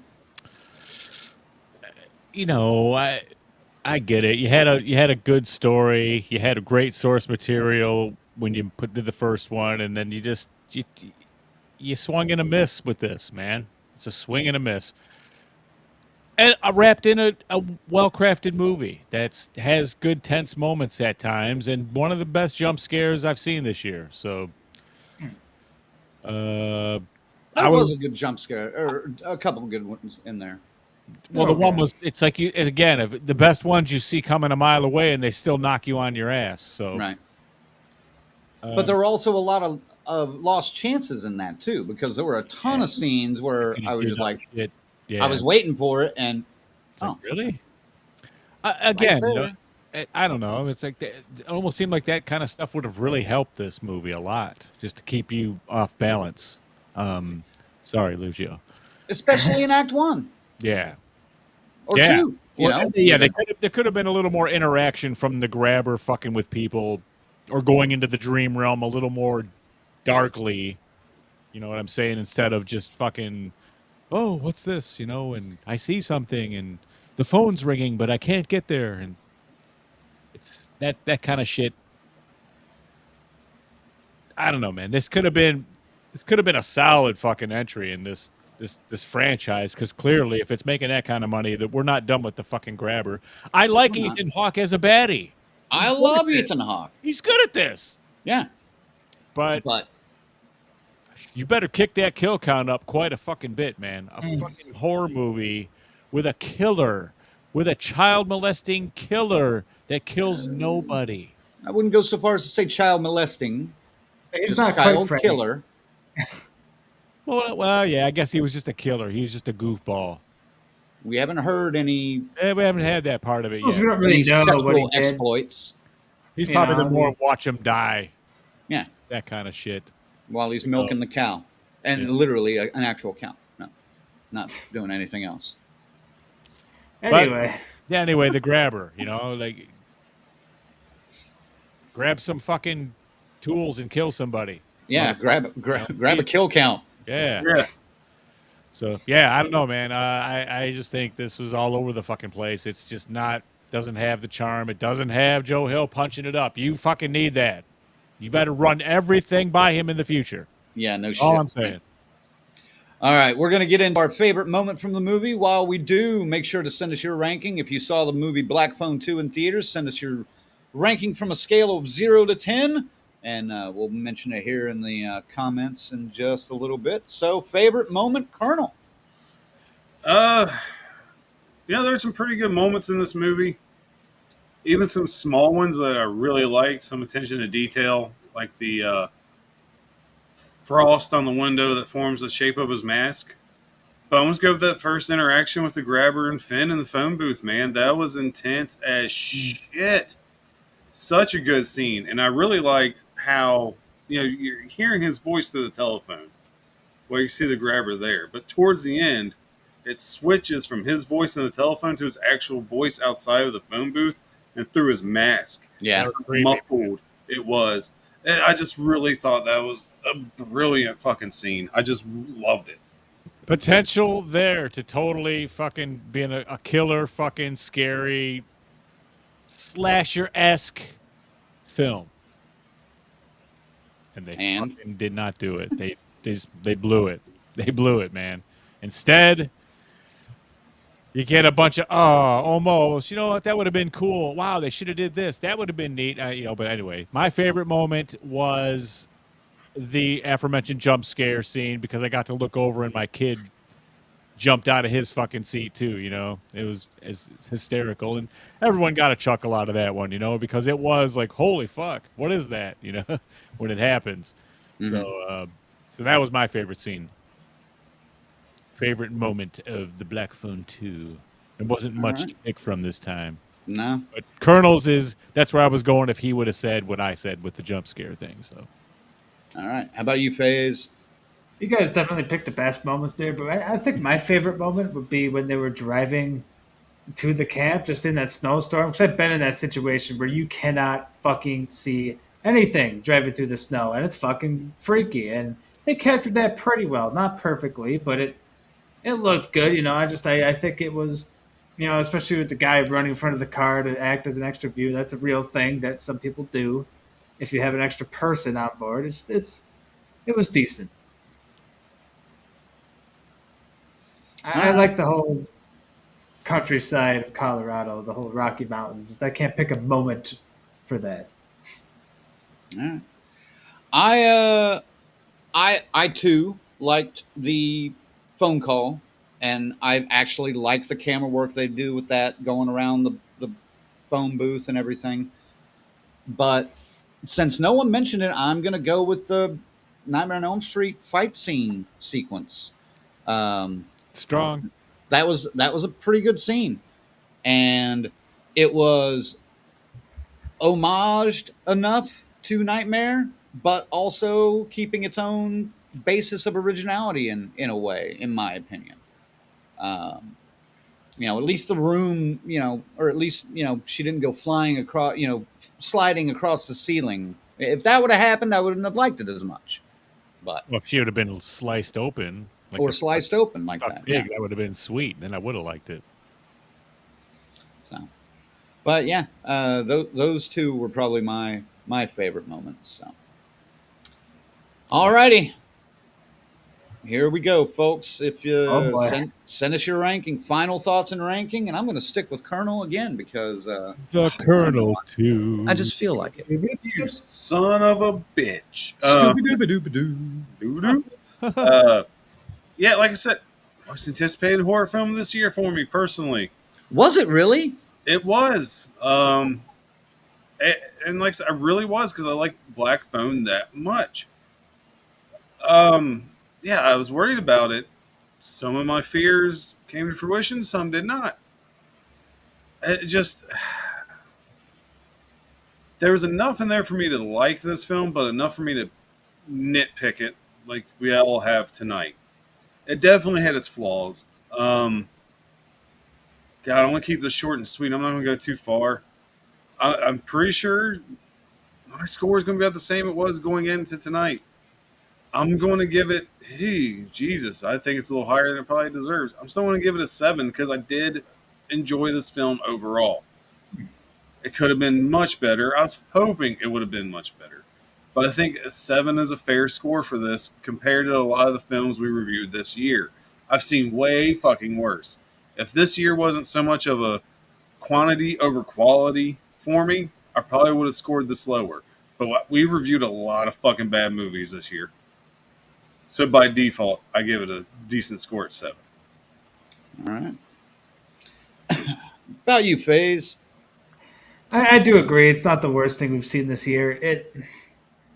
I mean, yeah. When I think about the positives, I mean, my favorite thing, the Colorado countryside, that scene I just mentioned. There's a couple other parts that were pretty good, but it's a movie that pretends to be a slasher but has no fucking kills. That outrageously cheesy and really pulled it down.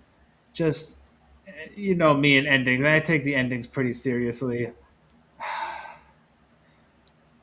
I was gonna go a bit lower, but it would be a little unfair.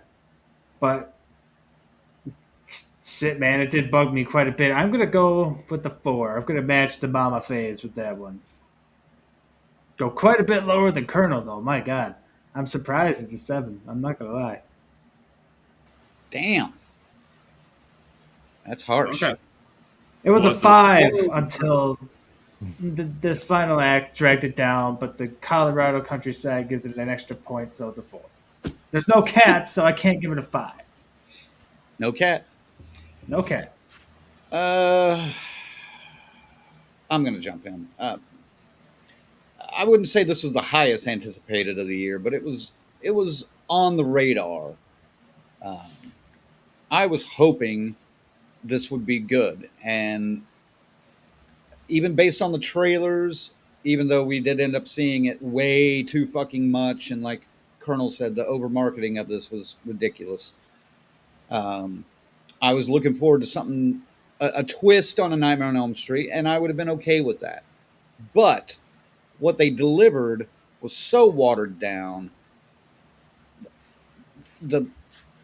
I can't say everything was bad, but it wasn't as good as it should have been based on the original.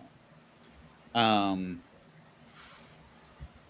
I mean, that goes across the board. The acting was underwhelming. The writing was piss poor, except for the idea. The directing and the editing pissed me off watching the movie. I mean, I don't like it when I get mad at the crew of a movie while I'm watching the movie. When I get mad at like the editor, something is fucking wrong. And it was just it felt cheap. This could have been made on a shoestring budget.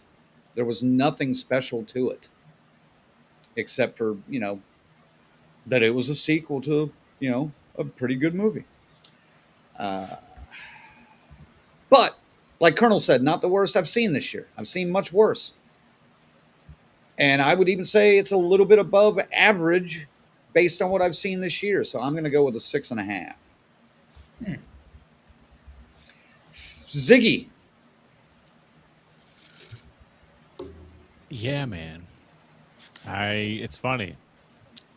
Just because I really liked the first one. I thought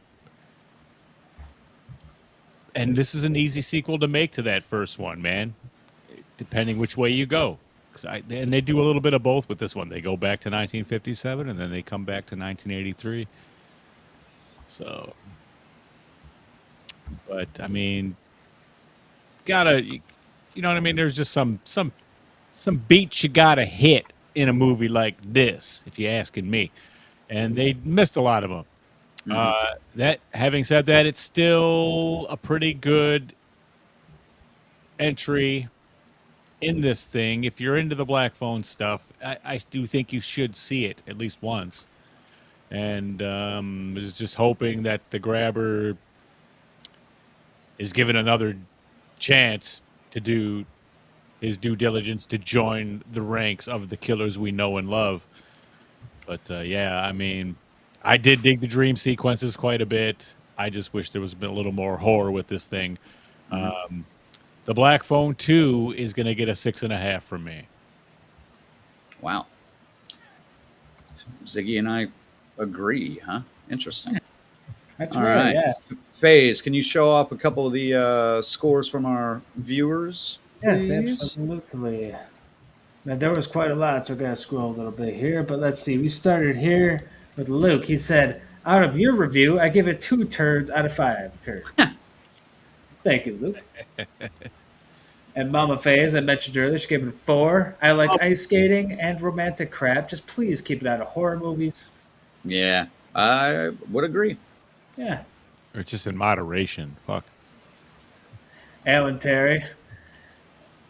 DCS scores a 10 for saving my wallet. Hey, why we're here, man. You're welcome. Hell yeah, exactly. And Tarek says, I give Black Phone 2 3 poorly timed racist jokes out of 5. He mentioned he hasn't seen it yet. Ooh, that reminds me. I have something to talk to you guys about after we're done here. Okay. I'm joking. What the fuck? That's so weird.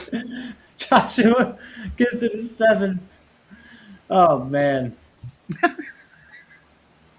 I didn't mean to mess FaZe up that much, but yeah, that was great. What does he give Usually it? gives it, one of D's. A dick. Usually do a D at the end there, but hey, that works too. You know, it's surprisingly one of the few films this year didn't have a dick in it. No schlong. No That's dicks. a good point. No schlong. No cock in this either. film. No Well, it boob was either. cold, man. You know, Yeah. you don't want to show it all this. That's true. I don't know. Frightened whatever. turtle. There was spooning though, and like Colonel said, it was brick hard. Well, the heat was on in that room. Right. Figuratively and literally. Pun intended. Pun intended. Who are we missing here? Joshua, did you get him? You mentioned him. Yes. Yeah. I'm pretty sure I got everybody, joke answers included. You know, I had to consider all the other films I saw too this year to come up with that 6.5. Though that's what helped it a little bit, I think. Yeah, I think that's why I went so high on it, because I started thinking about not a recent one, but one of our most recent reviews of I Know What You Did Last Summer. I'm like, this wasn't that fucking bad. Like, You hated Toxic Avenger though. I like that. Yeah, I didn't hate it. I gave it a pretty high score. I think One of us didn't like it changed my weapon score. Oh, So I think I still gave it a 7. maybe I was But thinking of it that. bumped the weapons up to a higher rating. Okay. yeah. Here we go. We got a average of 6 for us. Six. That seems fair. I mean, Yeah. Like I said, slightly above average, and I think that's where it belongs. But since we did bring this up, I want to look something up here. Fulci gives it 1 severed eye. Go ahead and if Fulci has something to say, let him say it. Oh no, he's good. He's good. Good. All right. I want to see. I think Colonel said something about it. This not being the worst Blumhouse film he's seen this year. Let's investigate that. Black Phone 2 versus Megan 2.0. Where do you go, Colonel? The fucking Black Phone 2. Isn't it obvious? I'm just asking. I'm going to go through the list here. Yep. I'm going to go through a little bit of a list here. I want to see what we think. FaZe, you the same? I mean, there were fucking kills in Megan, but I mean, I can't remember how I felt about Megan exactly, but I feel like Black Phone 2 still has the edge because that was rough. All right. Ziggy? Yeah, Black Phone 2 is still a horror film. Megan. Fair enough. All right. Just go in that order again. So after I name the movie, Colonel, you say, which one, and just go Colonel, FaZe, Ziggy. All right. All right. Drop. Fuck, didn't see it, but I'll still say Black Phone 2. Oh God, that That was the one with the Well, restaurant. it's like one of those eye exam ones where it's like, yeah, they're about the same. Like that one wasn't great either. Wow. That's the perfect analogy, man. A or B? A or B? I love that. You sticking with that answer then? I About the have same? to. Yeah, I can't pick one. Oh God. Yep. It's like, can I see Drop again? I like Drop better than Yeah. Black Phone, I think. It might have the edge. Yeah, just maybe. Oh, and by the way, yeah, I would pick the Black Phone over Megan 2.0, obviously. How about The Woman in the Yard? Anybody see that? Nope. I started watching it and I was like, this fucking sucks. It sucks. Don't waste your fucking time. All right, there's only one more so far this year. Well, not counting The Lost Bus, which is on Apple TV, but I haven't seen that. The one that started the year, Wolfman, Colonel. Fucking Black Phone 2. You're kidding, right? Black Phone 2. I mean, Yeah, Black Phone. Black Phone 2. So it looks like this would be Drop would be the closest. Drop Yeah, would probably. be the best of the year, maybe.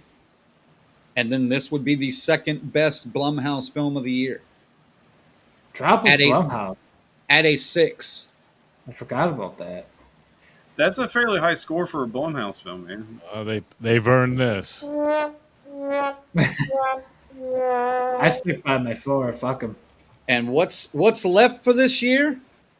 Five Coming from Nights Blumhouse? at Freddy's 2. Yay. You're goddamn right. That's the That's only my one. fuck this shit I'm out. It's the only one this year, and then it starts with Soulmate in next 2026 is the first one. Oh Christ! From the Jesus Christ, that thing. I forgot about that. Oh. All right. Well, there we go. Yeah, folks, up to you. If you want to watch this, go for it. I would say wait for streaming, it sounds like. At least. So, Yeah, I don't think you need to go to a theater. There's nothing special about it. no. Hell, half of it's an 8mm, so yeah, you don't have to go see it in the big theater. Hey, don't listen to them. Those dream sequences are cool. Yes. They get overdone and then they become predictable, but yeah. They start okay. All right, I think we can go over to the screen now. Yeah. All right, gang. So, anything else to say? Do we have? Well, no, we don't really have any time, do we? It's I mean, quickly been say 2 we're hours. doing next. well, yeah, we're going to do that, but Luke, I hope you're fucking lying. Hmm. He says Blumhouse is now attached to the new Friday the 13th game. I don't know about that. He's fucking trolling us. I don't think so. Yeah. I don't buy that. I don't think they do video games anyway. They just, can't get- They're getting ready to do video games. I think. oh, they're, great. I They think can't- they're actually attached to Dead by Daylight. Oh, That makes sense, Jesus. because Dead by Daylight is the Blumhouse version of those war games, in my opinion. Kinda. I wouldn't be surprised to see Black Phone 2 dickhead on there, the grabber on The grabber. They're not letting them anywhere near that license. there. No. Yeah. No, I've heard that Blumhouse is producing a Dead by Daylight film. Oh fuck. That doesn't surprise me. No, not at all. You know what? I don't hate that though, but because surely someone's gonna get thrown on a hook somewhere. Somebody will die, maybe. Yeah. The entity Fuck. will get them. I'm a horror fan. I'm craving murder in my films right now. Maybe this is how I've they do been the crossover. deprived. This is how they do the crossover of slashers with the Dead by Daylight movie. Oh, jeez. They get those licenses. Oh, yeah, the freaking Marvel Cinematic Universe of slashers. That's maybe not. Man. Maybe not. Why? All right. Well, there we go, folks. Watch at your own risk. Two. Yeah, watch at your own risk, I guess, is the best thing we can tell you about now. Yeah. I need to get over there, and there we go. Next week on the show, folks, we will be reviewing the movie that Rick saw in the theater tonight. You bastard! Kind of jealous because I'm actually, this is probably one of the ones I've been mostly looking forward to, and this was before Flanagan got involved in it. From fellow YouTube sensation Chris Stuckman, it's Shelby Oaks, ladies and gentlemen. New thriller showing up in theaters here next weekend. And Most terrifying film of the year. No, they haven't started saying that. I heard that. I heard that on an ad for the movie. The scariest movie you'll see in 2025. I hadn't seen that yet, so. Yeah. I heard the ad and listened to a podcast. I'm like, oh, these motherfuckers done ruined. Well, if the well, you said an ad though. All right, fuck. I hope not. I hope they're not marketing like that. So, Rick says it's good. Yeah, Rick said he liked it.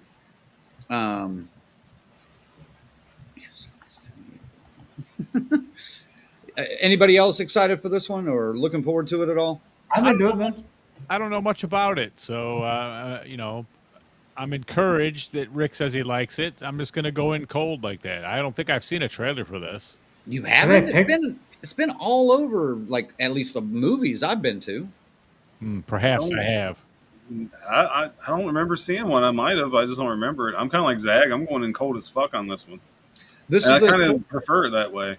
This is the trailer that starts out with the lady opening the front door, and then a gunshot goes off, and oh yeah. The 8mm videotape falls on the ground. Yeah, I've seen this trailer. Not ringing a bell. No? All right. It does. I've seen this one.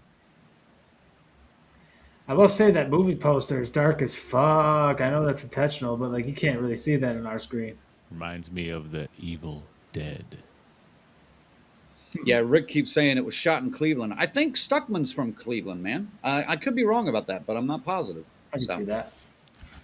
Do you guys watch any of his videos? No. I haven't, but I know he does that, yeah. He's a movie reviewer, too. He does it in a lot shorter time than we do. Well, you know. To be fair, most people do. It's commentary, Crank. That's what we do here. Yeah. But I've seen some of his stuff. I like some of his stuff. And I normally kind of halfway agree with him. So, oh, okay. Turnover. Oh, okay. I was like, that's not a touchdown signal. What does that mean? All right. Ziggy, send them out. Hey, man. Black Phone 2, it's up to you. We understand if you don't want to see it, but, you know, there's worse shit out there this year. Believe it. There is. There just is. There's no death here. If that's your thing, you'll be disappointed. But high marks coming in from Rick for this Shelby Oaks. We will check it out. I don't know. Someone gave high marks to that House on Eden as well, and we thought that sucked balls, Crank and I. But we'll see. I like it because that means more popcorns. That's the best thing about it. So we'll see you then. Extra butter. Boom. Colonel. Yeah, thank you for joining us for this review of Black Phone 2. You know, if you're in the mood for something scary, go see it in the theater. By all means, go see this in the theater. But I'm kind of with these guys. You can wait till you can watch it at home. Get your own popcorn maker. Make your own movie theater popcorn. Dude, it'll be on Peacock in a week and a half. Oh, I'm sure it will. I've noticed they're going to streaming services really fucking quick now. And then, yeah, Shelby Oaks. The movie I was aware of, but have known nothing about. So hopefully we get a fucking anger of a fucking horror film. I feel like I haven't seen one in quite some time. Colonel's going on a deep dive. Yeah, he's been doing that quite a bit tonight. Yeah.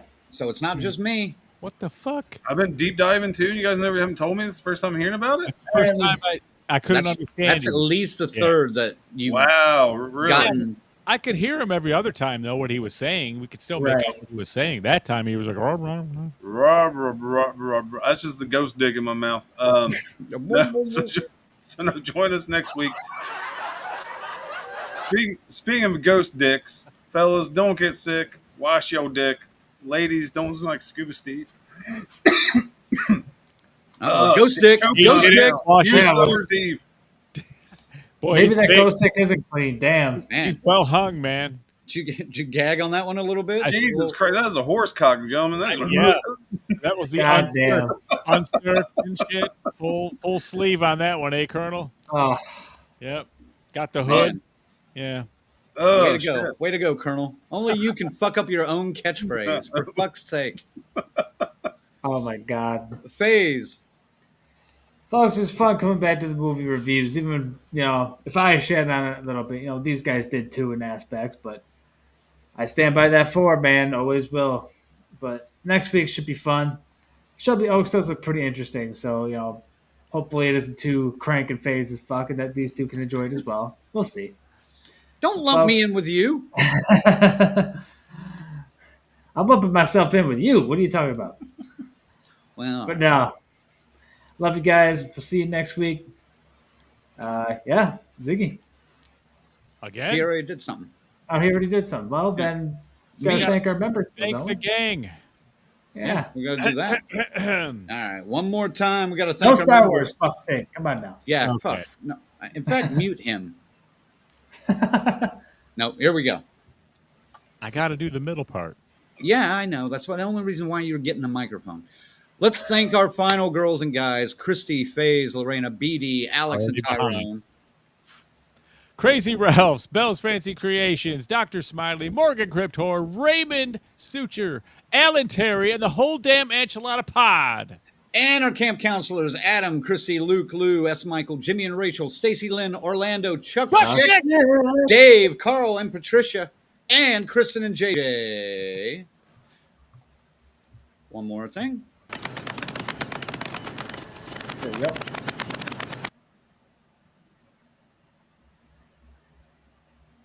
So if you'd like to be a member of support the DCS, go to our website, become a member. Just look for the. Honestly, I'm not ready for this. I just jumped in because no one's speaking. You can become a member, support the DCS for as little as $3 a month and get exclusive perks like free T-shirts. And yeah, there we go. We Find the fumbled tier that that one, fits gentlemen. your wallet. Help us out. Help be a DCS sport, and we'll love you. And we'll say thank you, God damn it, thank you. Crank through that fucking grenade, and we all went. Well, there was something happening. Well, some dickhead's watching football, so that's not helping. It's almost over. I have to show Fuck. this. Fuck's sake, man. Ghost it. And then here comes Colonel with hold on, I don't fucking what the fuck? We're not ready. I wasn't ready. Oh, man. Thanks guys for watching as always. Appreciate it. And yeah, hope to see you next week. Go check out Shelby Oaks. Support a fellow YouTuber. And yeah, we'll see you next week. DCS out. Woo!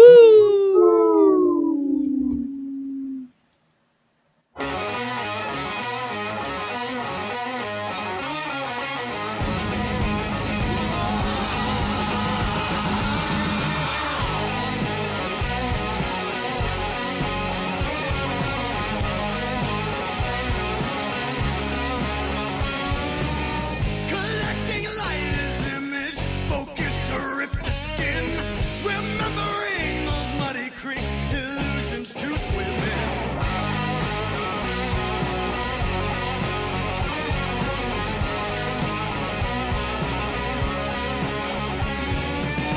Found strength to cross an ocean, reflected the left light. Looking for a hidden truth, only to find a fight.